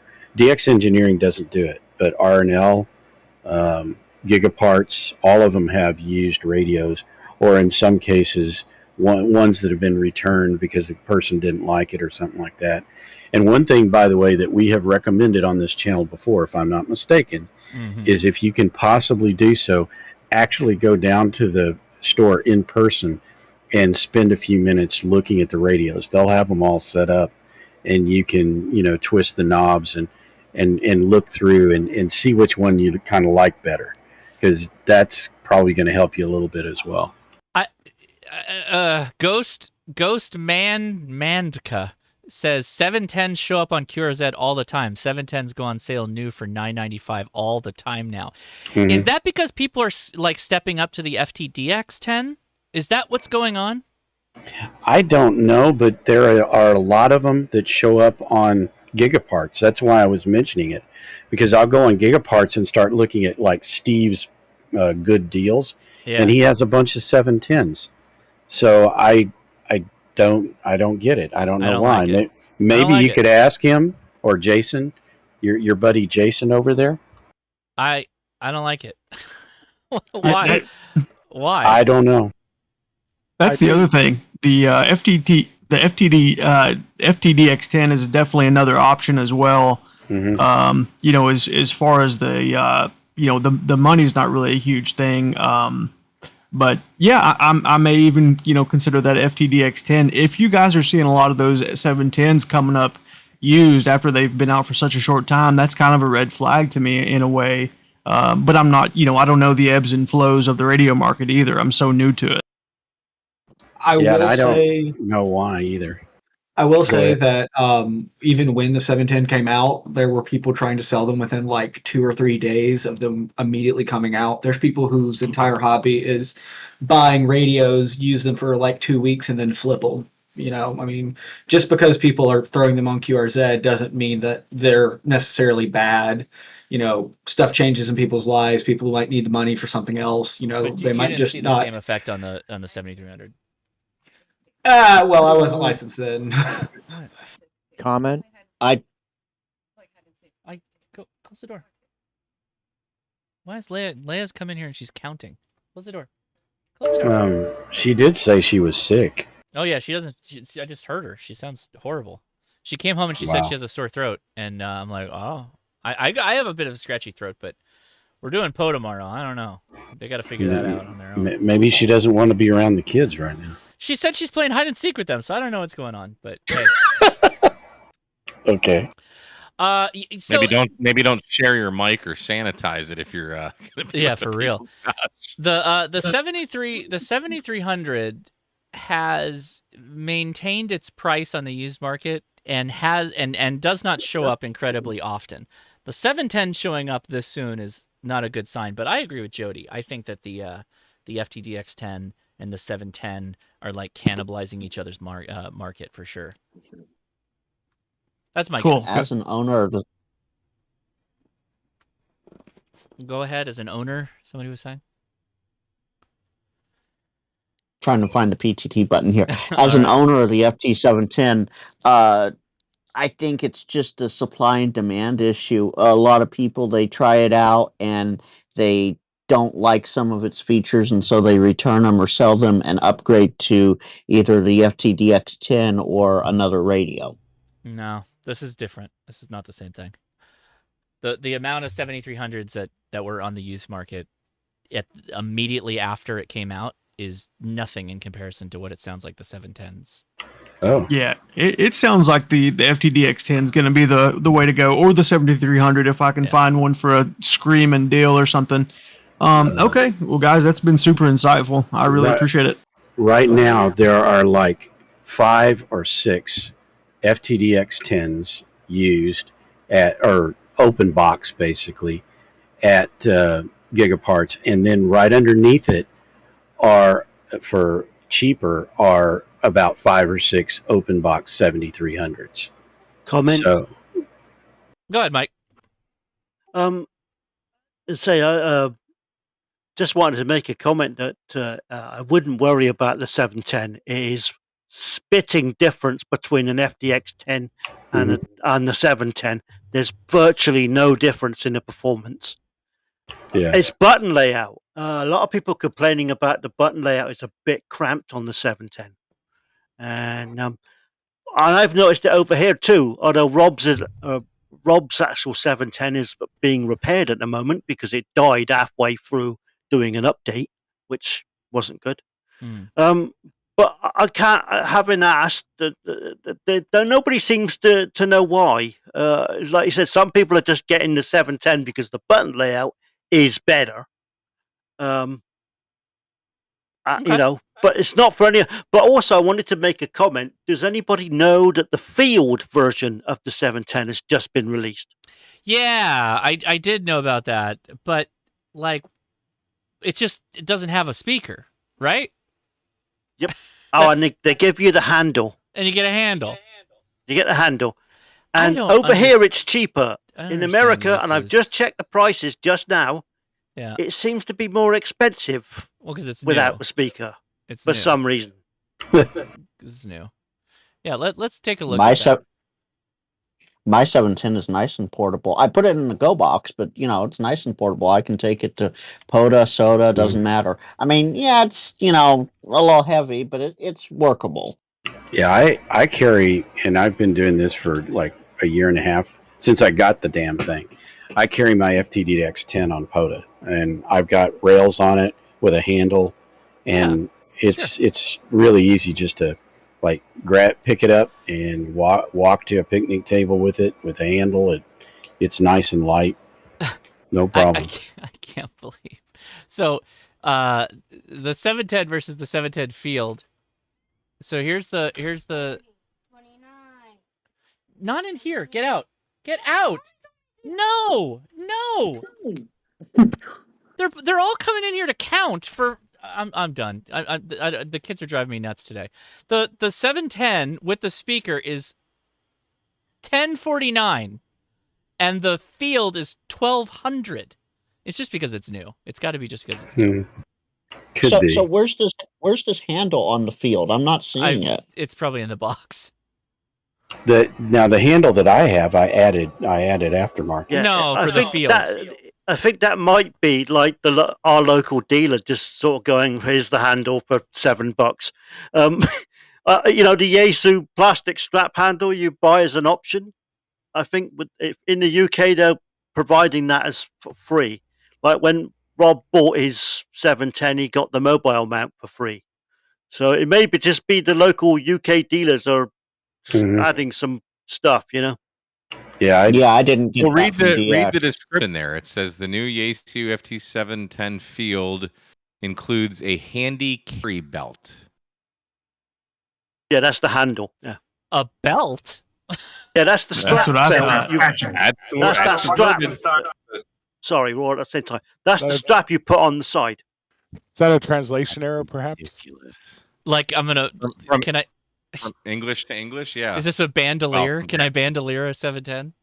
It is if you look at the DXE website on the last page, it is two like things you screw in with holes, and then it is a actual physical like nylon strap with a buckle on it that you pass through. It is My- a belt. It is. My There- FD450 had one of those.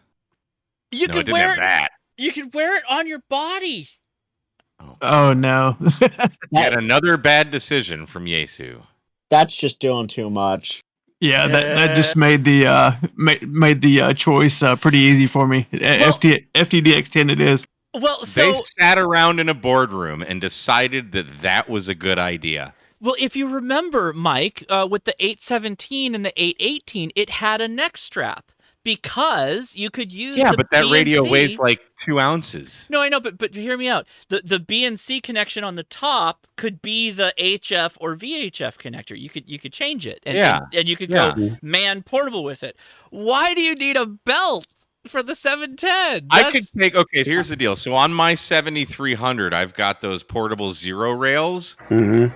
I could take the sling from my AR-15 that cost me like $20. Yeah. And clip it to that.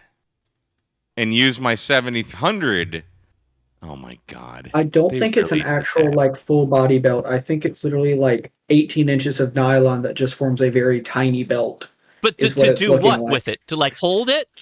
Yeah, It's like a gotta hand, go like around. one of the like on one of the rubber pleather material handles. They're just making it a nylon style material.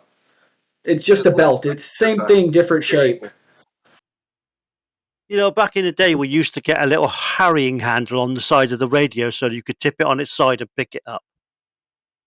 Yeah. Oh, okay, Yeah, okay, I exactly got what it. that is. I got It's it. one of Okay, those. okay. It's just Yeah. So the holes here on the side. So wow. Oh, hey. Oh, Yeah, they hey. just screws to Oh, yeah, two of the it's screw a hammer. holes, you know. Okay, that makes sense. So yeah, it's for the two. doesn't It's go for around the your whole. neck. It's for the whole here and here. But how much are they Here. charging for that versus the one with the speaker? 1,200. 1,200. And how much is the one with the speaker? 10, 1,000. 1,000. 1,000. 1,000. Yeah, but is that with So the wait, trade? you get Is that the with the discount? radio? You get You a get the radio handle and and the no speaker. speaker for $200 more.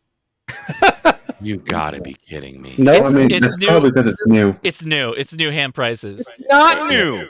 Okay. Sorry, Put sorry. a 50-cent part on it, and they're charging $200 more. That's Yesu. Who Just knows? wait a Wait, month. Margins. do I have any synthesizer nerds in the house? Any like music synthesizer fans? Everybody That'd familiar be with like an Edgar Winter No, keyboard. it's yeah. the OP1, and then OP1 released something called the OP1 Field, the Field Edition. It's literally called the Field Edition, and they charge like $1,000 more for it. And I bought it. Yesu's not the first. This ain't the first time they've had a field version, is it? Wasn't I don't know. I have no idea. Didn't the Yeah, FT1000 MP5 have a field version as well? Yeah, they had the field version, and it was 100 watt instead of 200, and it had all the filters in it. Right. So the idea is you could take it into the field and do your field day with it. Aha. Yeah, it was the Mark V field was built as a DXpedition and a field day radio. But is that the only difference? Is that this doesn't have the speaker and a handle? That's it? Is that my it? first HF? My I first think it HF is. radio was the Yaesu FT450. I bought it used right when I got my General. I bought it used, and it had. This is not the 450D. It was the 450, but it had an internal tuner, and it had that. It had a handle that you could screw to the side. Just a handle. I mean, probably rubberized grip. I don't know. I gave the radio away, but I remember looking online, and that accessory, just that handle, was like another $50 or something. Like it was insane. Now they're $200 for a handle, less a speaker. Yeah, but I don't get it, Mike, because in the UK it's £112 cheaper as the field one. So I And think without the speaker, I don't get it. Why is it $100 dearer in America, and yet it's Because the market will bear. The market will bear. because we'll pay more for something brand new here in America. America. So Andrew, I think's got it. Is they need to release a soda version that has backpack straps instead of just the carry handle. Then we're golden. It's Yeah, also that would make dealers- sense. dealers Yaesu between used to do a countries with set handheld. prices. All right, and the picture for this handheld was a bloke standing there with the with a big radio, a cartoon guy standing there with a big radio attached to his waist, with the battery with his pants nearly falling off. Maybe they're going for that look again. Who knows? Yeah, where is it? Somebody says there's a Kenwood manual. doesn't charge for a handle. Cool AEW. Drop the link for the manual and I'll pull it up. Don't make me go hunt for it. Just send it to me. I'll pull it up. If it's just to show Mike- me how to set up the handle, I'm not going to be. I think we've already figured it out. But Mike, it's also probably the reason in the difference in pricing is that like MSRP is only suggestion, so they don't have to necessarily set the prices where they're told they should, kind of thing. So your UK dealers might be kind of what we're all saying of, oh, this is stupid. We're not going to charge that. We're going to actually make it cheaper because it has only this. It's missing the speaker. Right. Yeah, I wonder that begs the question. I wonder if Yaesu implements like a map pricing policy with dealers, like a minimum advertised price policy. no. Well, they're not going to run higher than their competitors, right? Yeah, that's the thing that's why the 710 and DX10 are constantly on sale. They're trying to beat ICOM out of the 7300 market. Well, okay. Here's the real answer. Any radio's portable if you're willing to wear Jinkos. That's the true answer to it. That's it, man. That's it. That's hilarious. You have to have Crocs with the lights in them. Wait, Jody did the work for us here. There's a mounting bracket.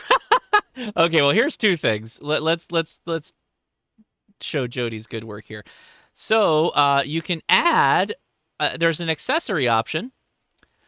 This is the Yaesu mounting bracket for $15 that you can add to your radio, or you can have the field carrying belt.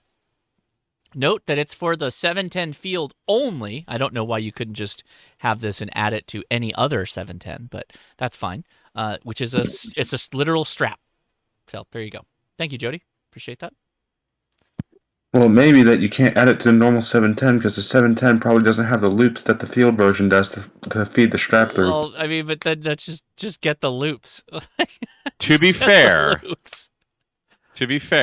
yeah, that does look like it's that does look like that loop is adjustable.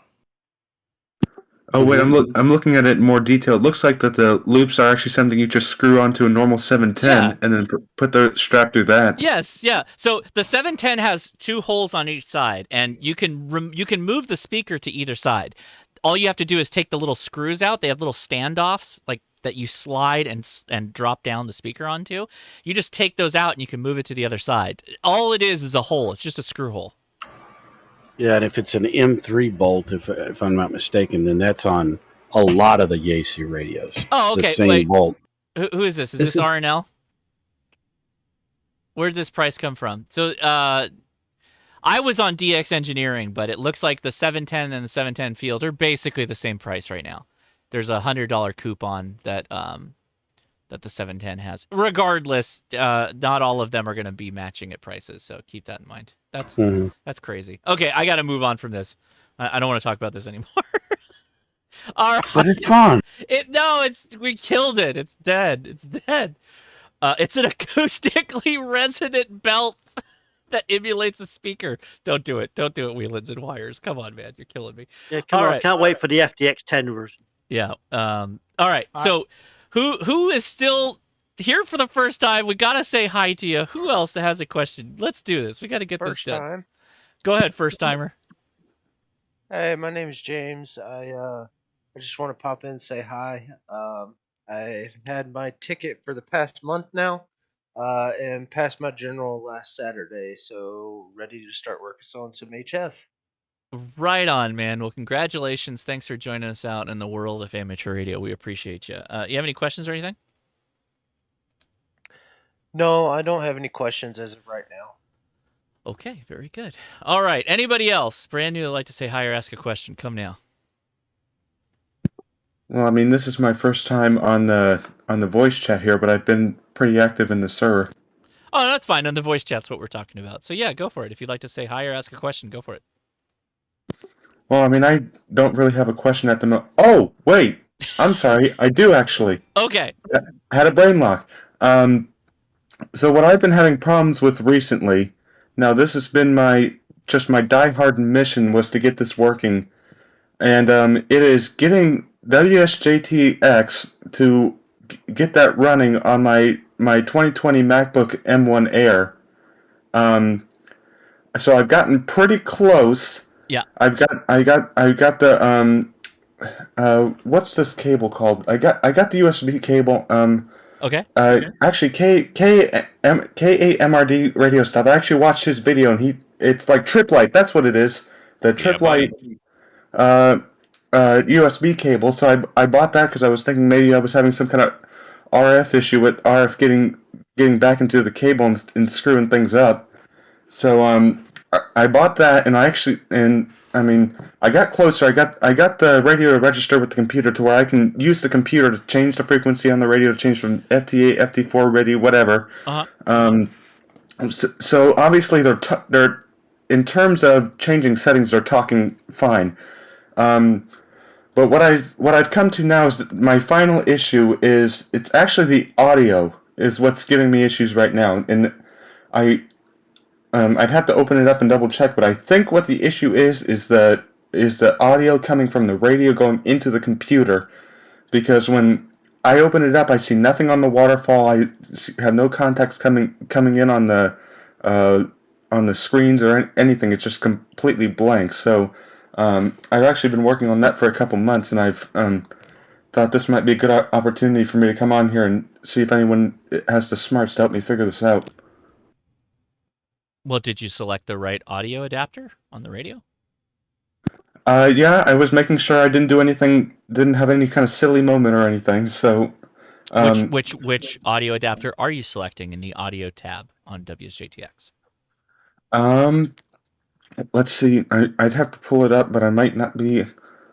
Actually, no, I can't pull it up because it'll mess with my Discord sounds. What I had to do is I installed the driver, the correct driver. There's a correct driver for Mac? Apparently so. I mean, there's you use the Silicon Labs USB to UART bridge. Yes. That's what I have, and I made sure it was not the CU but the TTY. So I installed that driver, and I got that on there. So that's what allowed me to be able to control the radio with my PC. That's CAT. Yeah, that's CAT. With the CAT control, yes. Thank you. But like I said, the only issue I have left is the audio. I got everything else working. The CAT control, everything, all that's working. But like I said, the only issue left is the audio. I get it. But you got to tell us what you're selecting. You try all of them until it works. Well, I mean, I've done that numerous times. Let's see here. I'm trying to see if I can maybe pull it up here and it doesn't screw things up. Oh, it's not plugged in, so it won't screw things up. Let's see. If I go to preferences here, it should tell me. Which radio is it again? This is 710 AESS, which is what we've just been ranting about. So Mike's on an icon, which is going to show up as a different adapter for audio, but so you're going to have to tell us what audio adapter you're using is. It's the Serial Labs TTY to the COM to port. Hang on, I can't read this right. Oh gosh, it disappeared. Where'd it go? I think I have a solution here. Yeah, go ahead. Get a Raspberry Pi, an Orange Pi, a refurbished old Dell. No, stop. Stop it. Okay, so how long have you had the 710? I've had it. I think I bought it back in I've had it about 4 or 5-ish months now. So okay, this might sound really crazy, but I had a ton of trouble with the 710 when I was at the San Clemente Island getting it set up, and what we ended up having to do was just a factory reset on the radio. And once we did that, the audio showed up. I had the almost same problem. CAT control worked, but I couldn't get any audio, particularly in from the radio. And then I did a factory reset, and it was fine. If you want to try that, you can. But what you've done is it should be that's it. It's just audio in, right? So when you plug USB into the laptop or your computer, it's going to present itself as an audio adapter. In this case, that silicon whatever bridge. That should be it. That's it. If their audio's pushing from the radio, you should be able to see it. That's it. There's nothing more to it than that. That I've actually, with me being as much of an overthinker as I am, I've actually never thought about that. Just to reset the radio, thinking it may just be, confused, if for the lack of a better term. But yeah, that's very helpful. I think I'm going to try that here soon. Yeah, it's really weird. I didn't have the same problem with any of the ICOMs, but that's what I had to do with the Yaesu. And once we did that, it worked just fine, and I was making contacts. It was for field day. So I will also add,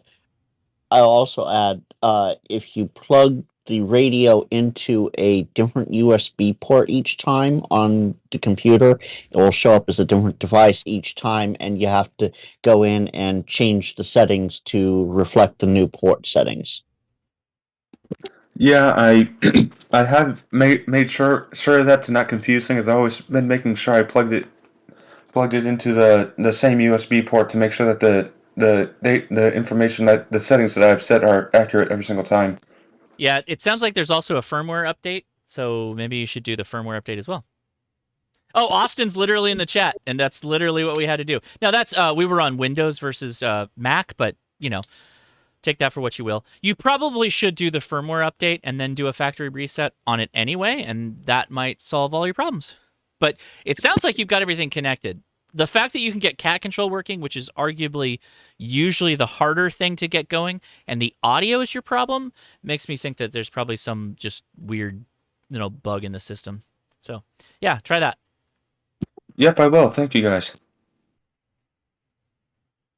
Somebody asked a question, are you using a dongle or are you going straight? Because you're going from USB-C is that laptop. So how are you going from USB-C to the laptop? Okay, so what I have, yeah, he's right. Yes, I do have a dongle. So I have the name brand, the Apple one that I bought when I got the computer, but that doesn't matter.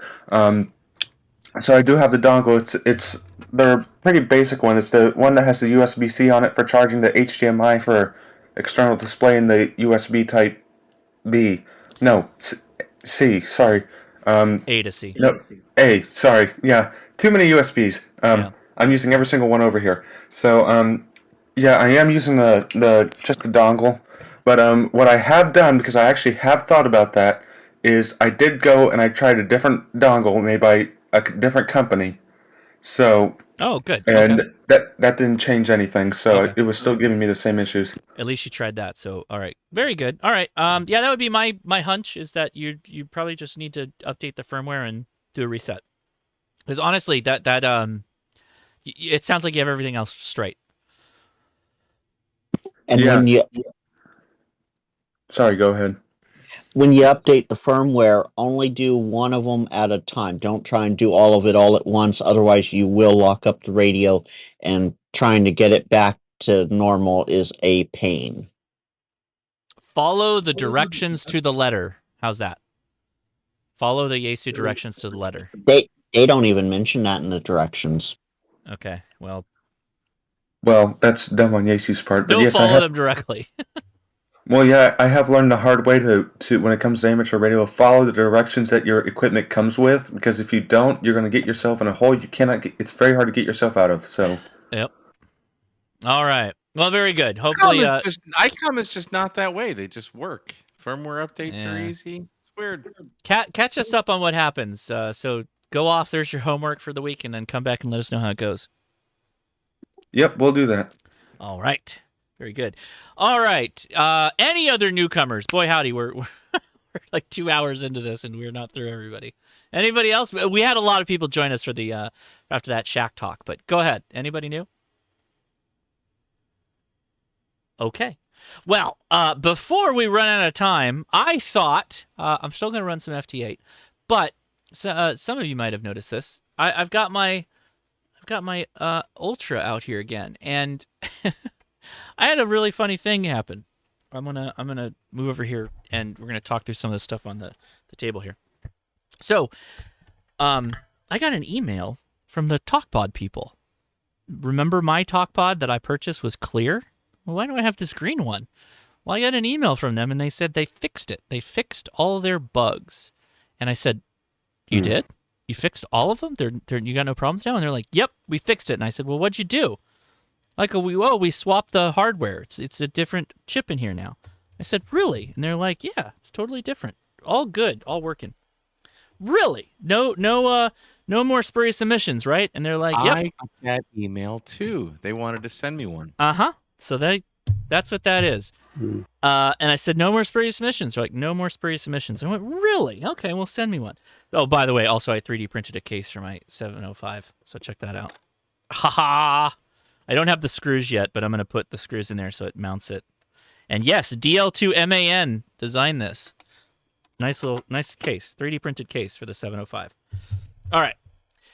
So I thought it might be fun, really quick, to just do a test here to see, is that really true? Did they actually fix this thing? And I'll walk you through what all that looks like. So let me grab my box O parts here. We're gonna have an over/under on yes or no. Yeah, who wants to take a? Oh, you know what? I'll do a poll on YouTube. Hold on. There you go. I'll do a YouTube poll. Let's see. Start a poll. Have you checked this or no? This TalkPod. Do you already know the answer? Clean? I do. Okay.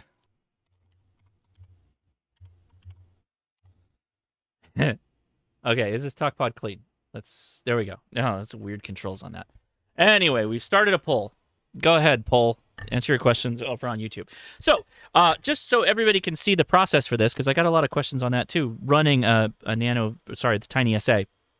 So, this is a 10 watt 40 dB attenuator. I'm going to use that. I'm just going to use one of the things here from the kit for the Tiny SA. And then we need a female to female jumper, which is this one. Yeah, this one right here. So we're going to take that out. Have those connectors been cleaned with isopropyl alcohol and calibrated? Oh, what the heck? Oh, my bad. Oh, of course. I'm insulted you even have to ask that question. And of course, they're all April-proof. If we're going science, you gotta do it. Have you cleaned your fingers with isopropyl alcohol? Yeah, I licked them. You know, have you got a talk? I learned these things from Stefano Messi. So. Oh right. Yeah, sure. Gotta clean them. Okay, so we're gonna go straight in with this. So we're attenuating the signal, right? We're attenuating the signal. This can go up to 10 watts, but we're attenuating at 40 dB. So whatever comes out of here is going to be 40 dB down. So we're going to go straight in with this SMA. And we're going to go over to my Tiny SA here. I love this thing. This thing is awesome. I cannot... Put this on your Christmas list, everybody. There you go. Okay, so let's... All right. Okay, so we need to go ahead and set this to frequency. We're going to center it at 146.52. And we are going to go back. Back. We're going to change this to measure. We're going to measure harmonics, and 146.52 is the frequency. So now when we key up, frequency mode. Here we go. Oh no! Whatever happened? Wow. Amazing. Who would have ever thought? Sad trombone. I couldn't freeze it. I couldn't freeze it in time. This just died. I'm out of batteries. Oh no! What happened? So there you go, Mike. Did the company lie to me? Wow. Wow. Did they Dude, I'm calling lie? shenanigans, dude. Chinese radio manufacturer would never lie. I think you're manipulating the results. Well, according to Ape, they fixed the TID radio. I also have it under good authority. If you go to One Ham Radio Dude's channel, that Wouxun, that 4-band Wouxun that we really liked, they fixed it. It's fixed. Yeah. Yeah. So buy two-way radios. It's supposed to be good to go. I'm expecting to have one here maybe Monday, so I can test it as well. But I'm excited. I want it to work. I love that radio. Well, Wouxun's a good company. That's kind of like buying a branded Anytone. Yeah. I love my Wouxuns. Or Lenko. Yeah. Or Linko, yeah, I like them. So Well. Wouxun's been good. I've always liked them. I thought they've been pretty good, and this was just the exception was that weird quad band. But we kind of all wanted it to work because it does crossband repeat, which is super cool with a 4-bander. That's amazing, and it was like full crossband repeat, meaning I could crossband on, what was it, 6 meters and go all the way up to 70 centimeters with it, which is nuts. Can you crossband 6 meters to GMRS? Yes, if it was. I mean, if you had the band open, yeah, I think you can. Oh, is it locked? Yeah, it's a proper amateur radio. Good, yeah, good. Yeah. At least that's what I remember. Josh, is that Tiny SA? Is that like the older version, like that only goes up to like 960 megahertz or something? This is the Tiny SA Ultra. Oh, this is the one that I just did the video on. Yeah. So the Okay. younger brother is this little guy. This is the regular Tiny SA. Yeah, I need to. Size differences. I need to get one of those. Love my Ultra. I don't even need to plug it in. I just use the antenna to look at all the spectrum. Yeah, no cable. You really don't need to do this, but I did it just so that you could.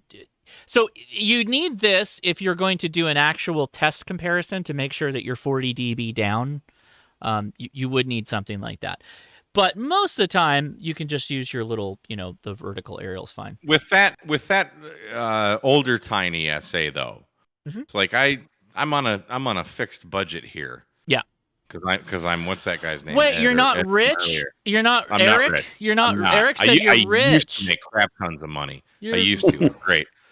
So if I were to do a comparison, because those ultras are like $230 now, that's not going to happen for me right now. Yeah. But if I were to get a Tiny SA Ultra and I wanted to check harmonics, so if I went on 144 or 146.52 keyed up, yeah, set the bandwidth to whatever it is, and then went to the high frequency to the next couple of harmonics, I could still key up on 146.52 and see those harmonics.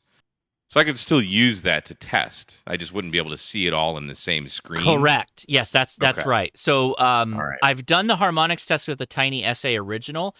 They had to I split feel I saw high you and low do that. frequency, and you would. Yeah. You'd have to split it. So if you wanted to go to 440 and higher, you'd have to go to the high frequency, and so you'd have to repeat the test. It's the same fundamental frequency, so you'd still have this set to 146.52 or whatever.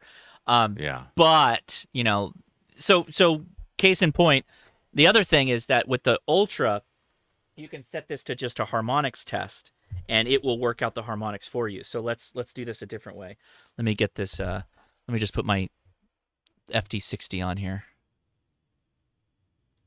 The FD60's. Well, I don't know. This FD60 is really old, so we may have harmonics, but it's likely because it's just an old radio. So let me get this adapter out of here. Maybe. There we go. Okay. So. The problem with those chips on radio, like TalkPod, is they don't include the front end filtering you need to suppress those harmonics. So they can put all the new chips in the world in, and when they start building the board and the parts around it to match, then by golly, they can do it. So here's my FT60. Do you notice that the high side, it includes 70 centimeters and 500? See that? So you saw them, at least initially, when we started doing the calculations. Let's wait for this to roll itself off. Watch the top here. It'll go all the way up to like 500 something megahertz when you see it, when it starts transmitting. You see it? 585 megahertz on the 5th harmonic. So, oh yeah, look at that. Yeah, it'll take you all the way up, and you could output this to a computer app if you wanted to. But to be honest with you, I kind of like showing this on video. I always like showing this stuff. But there is a link in the video description for the Tiny SA Ultra if people are interested. But you don't have to buy it from my Amazon store. But if you do, it's appreciated. Because it's cheaper on RNL. I'm sorry. So yeah, okay. Actually, I take that back. Yeah, you can get it on RNL for $140, but you will pay shipping. So that's still cheaper than Mike. they're $240 on Amazon right now. They're like $200 on Amazon. Literally just Amazon looked it up. Prime. $240. I have Prime. You 230. Okay, save $54. No, you hang on. Don't buy the counterfeit Tiny SAs that are on Amazon. You need to buy the right one. So RNL has non-counterfeit. Yeah, I buy all of that stuff from RNL because of that. Yeah, so RNL has ditto RNL. You will RNL only. You will pay shipping and taxes, but it'll still probably be cheaper than Amazon. No, we don't pay taxes in Texas. Oh, that's true. That's true. Mike, I'll say this. From Josh's Amazon link on his video the other day, that was a wonderful video, by the way, Josh. On Amazon with Prime, it's $219 plus shipping on Amazon. So it's pretty cheap. You know, not RNL. I've got cheap, Prime. I've got Prime, but I was looking at Amazon. It said it was. I got to go back. I saw one. Let's see. But then again, is it the Chinese copying the Chinese? So 2023 upgraded Tiny SA, 233, save $54. Let me I'll show have you it on Monday, but it comes get it in at RNL and all that. Yeah, if it's $140 at RNL. Tiny S, I'm on RNL's 100 kilohertz to 5.3 gigahertz. Okay, I will show everybody. I'll show everybody right now. So this is the Tiny SA website. Am I framed in right? Okay, I'm framed in right. So there's a link down here. Where is it? On counterfeits. Where to buy. Okay, so I went straight to the link. Sorry. So where to buy, safe places to buy the Tiny SA, where to buy Tiny SA Ultra, and RNL Electronics is listed. Amazon's also listed, but you have to search specifically for the AURSINC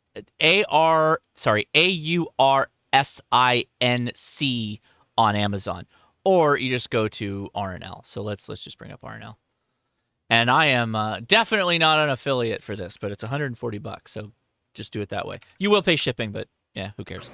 Yeah, and RNL every once in a while will have them on sale. I've seen them as low as $129. Which that's a steal for that. Now, while you're doing it, buy the adapters too. If you don't have the adapters, make sure you get those. That's how I got mine, 129, and no questions asked returns. They sent me a light VNA that was DOA, and they sent me a new one the next day. Let me also make sure you understand that this does not include any attenuators. So if you need attenuators, you will have to buy those. And I do have a link to that 40 dB attenuator on Amazon you can get. That works too. And Mike, I just sent you a Discord DM with the Amazon link. Oh, I'm on RNL right now. It's $9.16 to ship it. So you might even be able to pick it up. Nope. Never mind. They've still got my address in Michigan. But still, it's not going to be that much to ship to Texas. Let's see. No. Let me refill. How do you know if you need an attenuator? $12. If you're piping RF directly via wire, you will need an attenuator. Otherwise, use the aerial, but the aerial then is going to introduce some amount of spatial, like your measurement will not be 100% accurate. You won't be able to math it out. You know what I mean? You'll still see the harmonics and the noise, though, just with the yeah. aerial. Yeah. Of course. Yeah, I don't have an attenuator. Yeah, so RF sampling tree. I've got one of those too. Just you got to pay for all that stuff. I guess I'm just trying to get people out without having to spend a ton of money. So Josh, have you done this to your Motorola? No, but we can. It's right here, actually. Yes, you can get the Motorola not to transmit DMR. Don just wants to see if it's dirty. Yeah. I don't know that I have a 2 meter. It doesn't matter what you transmit in because you're just going to dump power into it. But I think I'm. Yeah, but DMR only transmits for a very short time. Mine does FM. No, I don't. I think I'm going to have to do front panel. Oh, you know what? I can do an FPP.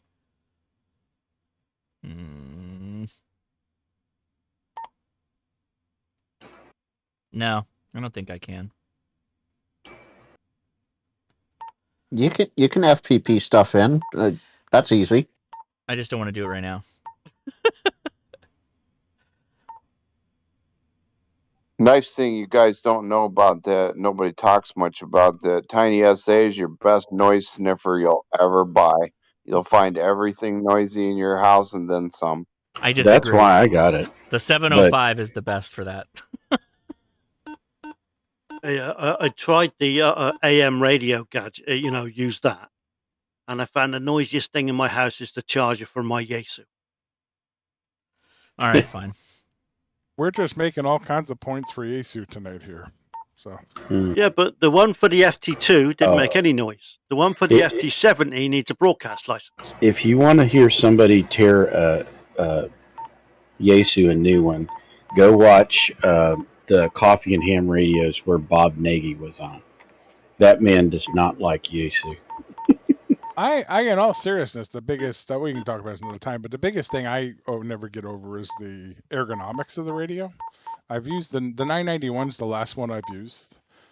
Just had one here. I was testing one of the contest program I work on, and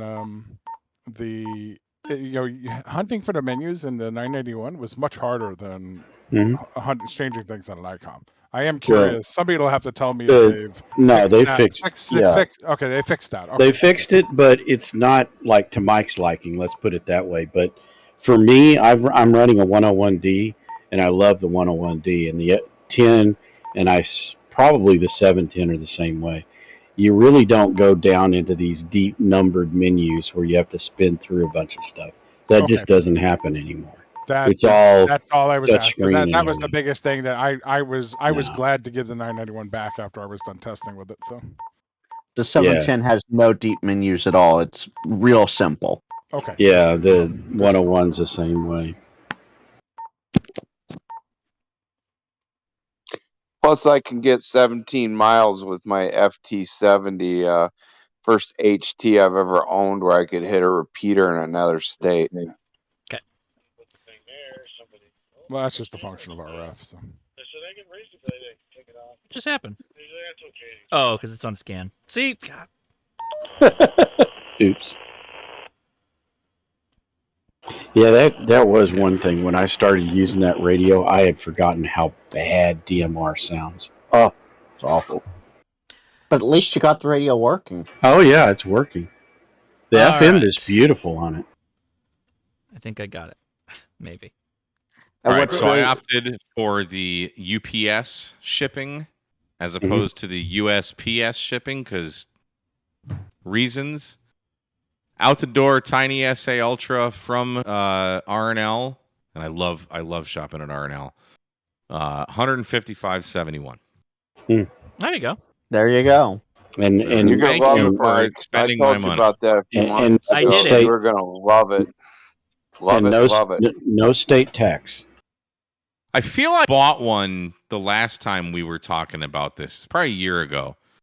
And I bought one and I ended up returning it because I'm like, what the hell do I need this for? But now I'm like, I kind of I regret not having one now. Like, it's not a tool that I'm going to use a lot, but it's a tool that I need and I can write it off. So rock solid, guys. Look at that.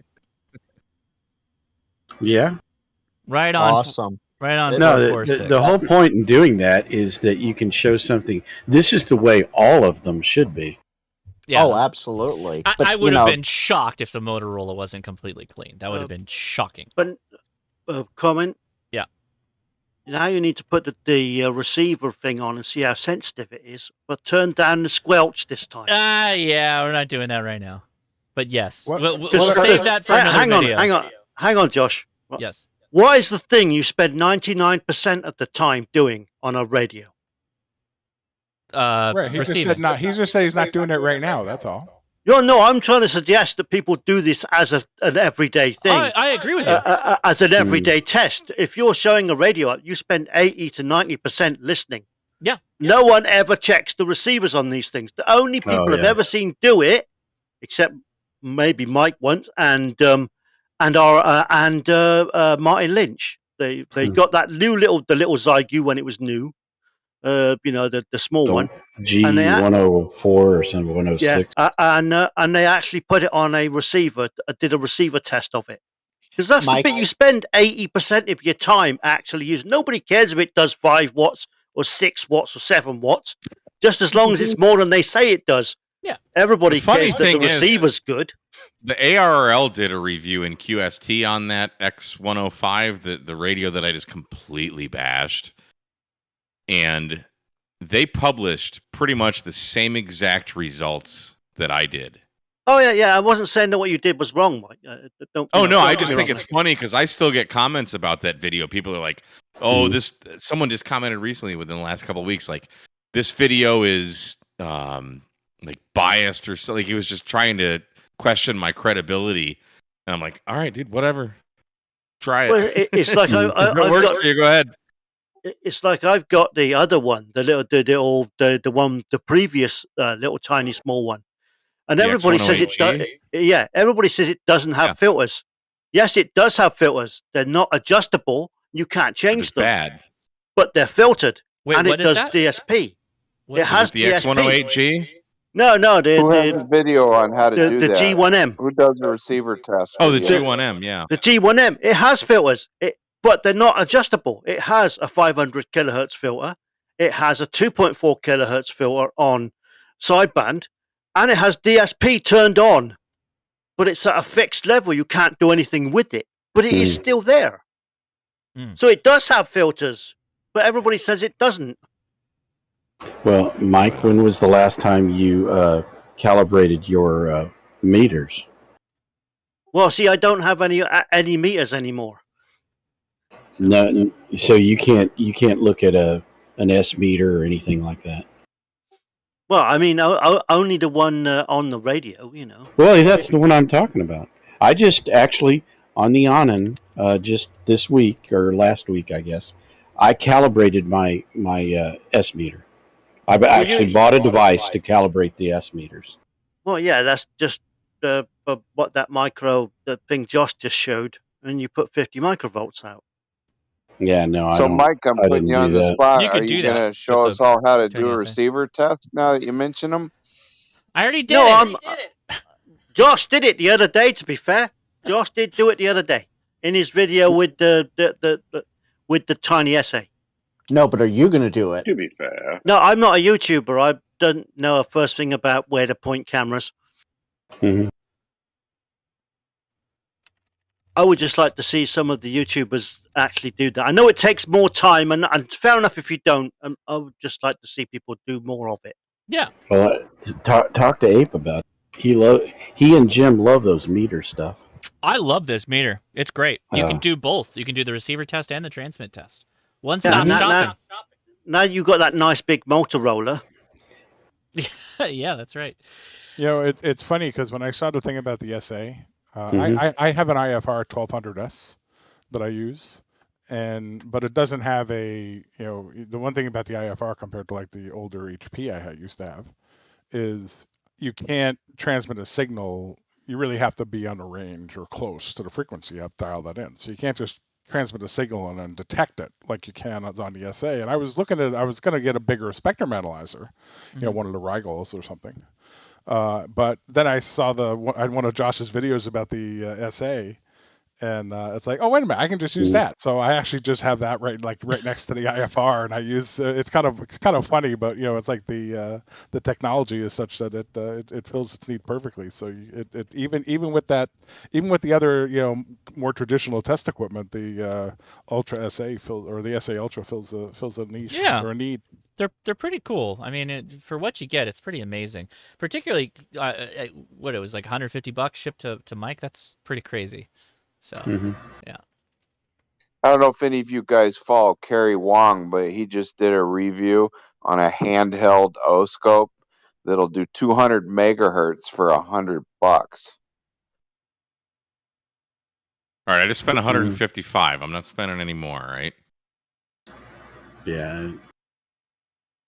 Jim's tried some of those like small scopes, and he said every one of them has not met his standards. So. Hey, if you get a cheap He's not, in all due respect, Big Jim's a good man, but he is not a Kerry Wong. Kerry Wong is an engineer, and he said for $100, that's a good buy. Somebody, what is that noise? Who did this? Why? we have a soundboard in the Discord, and it's like it's all radio sounds. Frequency mode. It's normally just on 160 meters. Whoa, whoa, Somebody made a soundboard on the Discord. What? Hey, that was the sound we needed for when the radio didn't meet its test.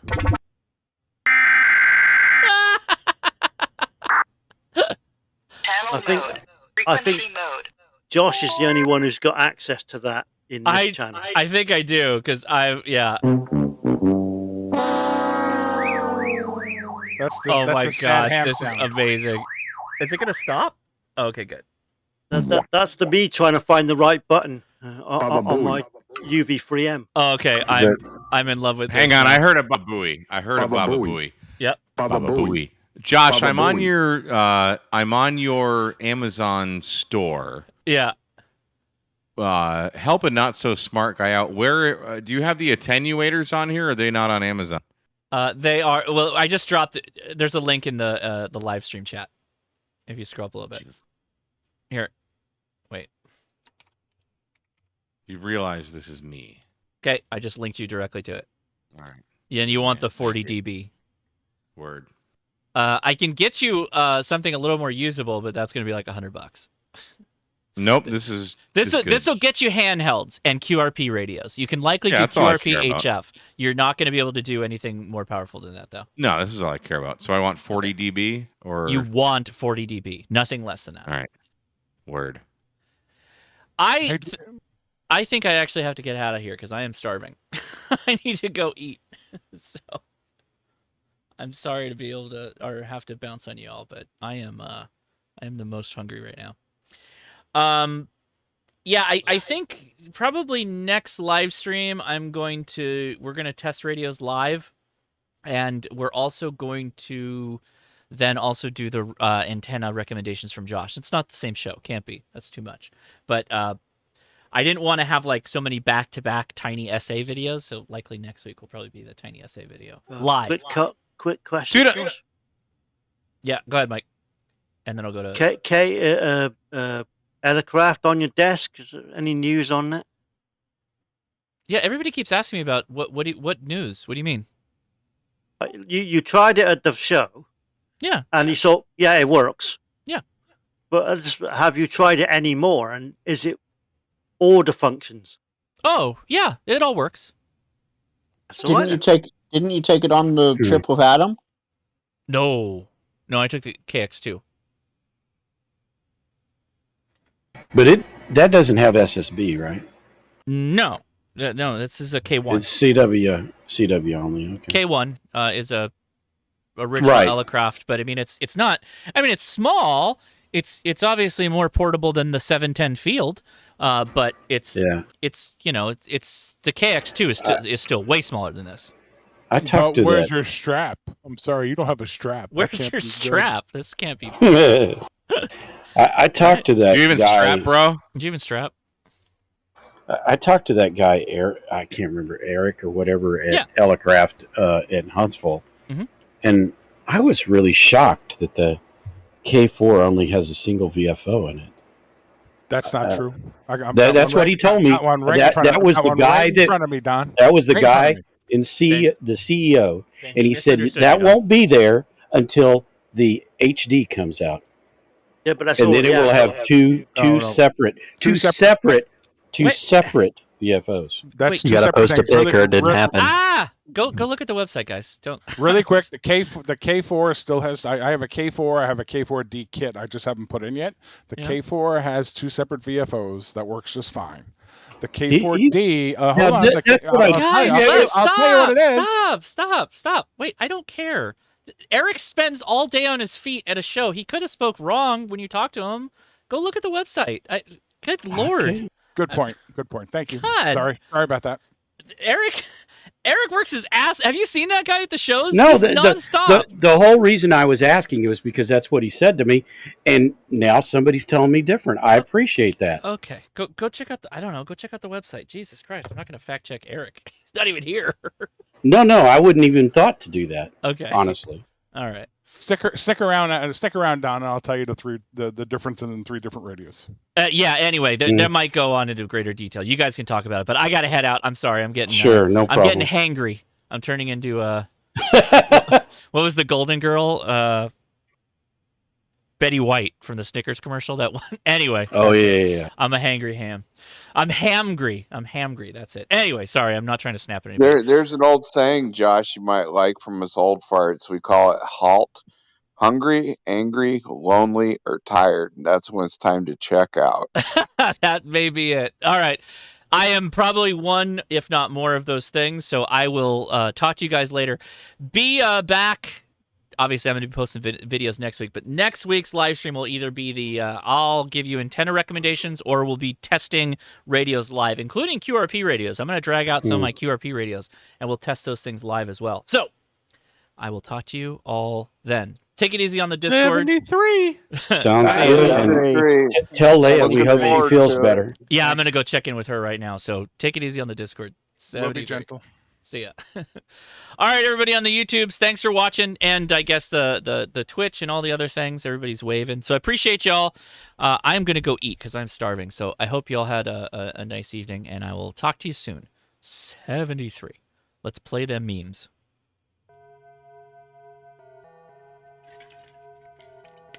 Also, I need more water. I'm getting thirsty too.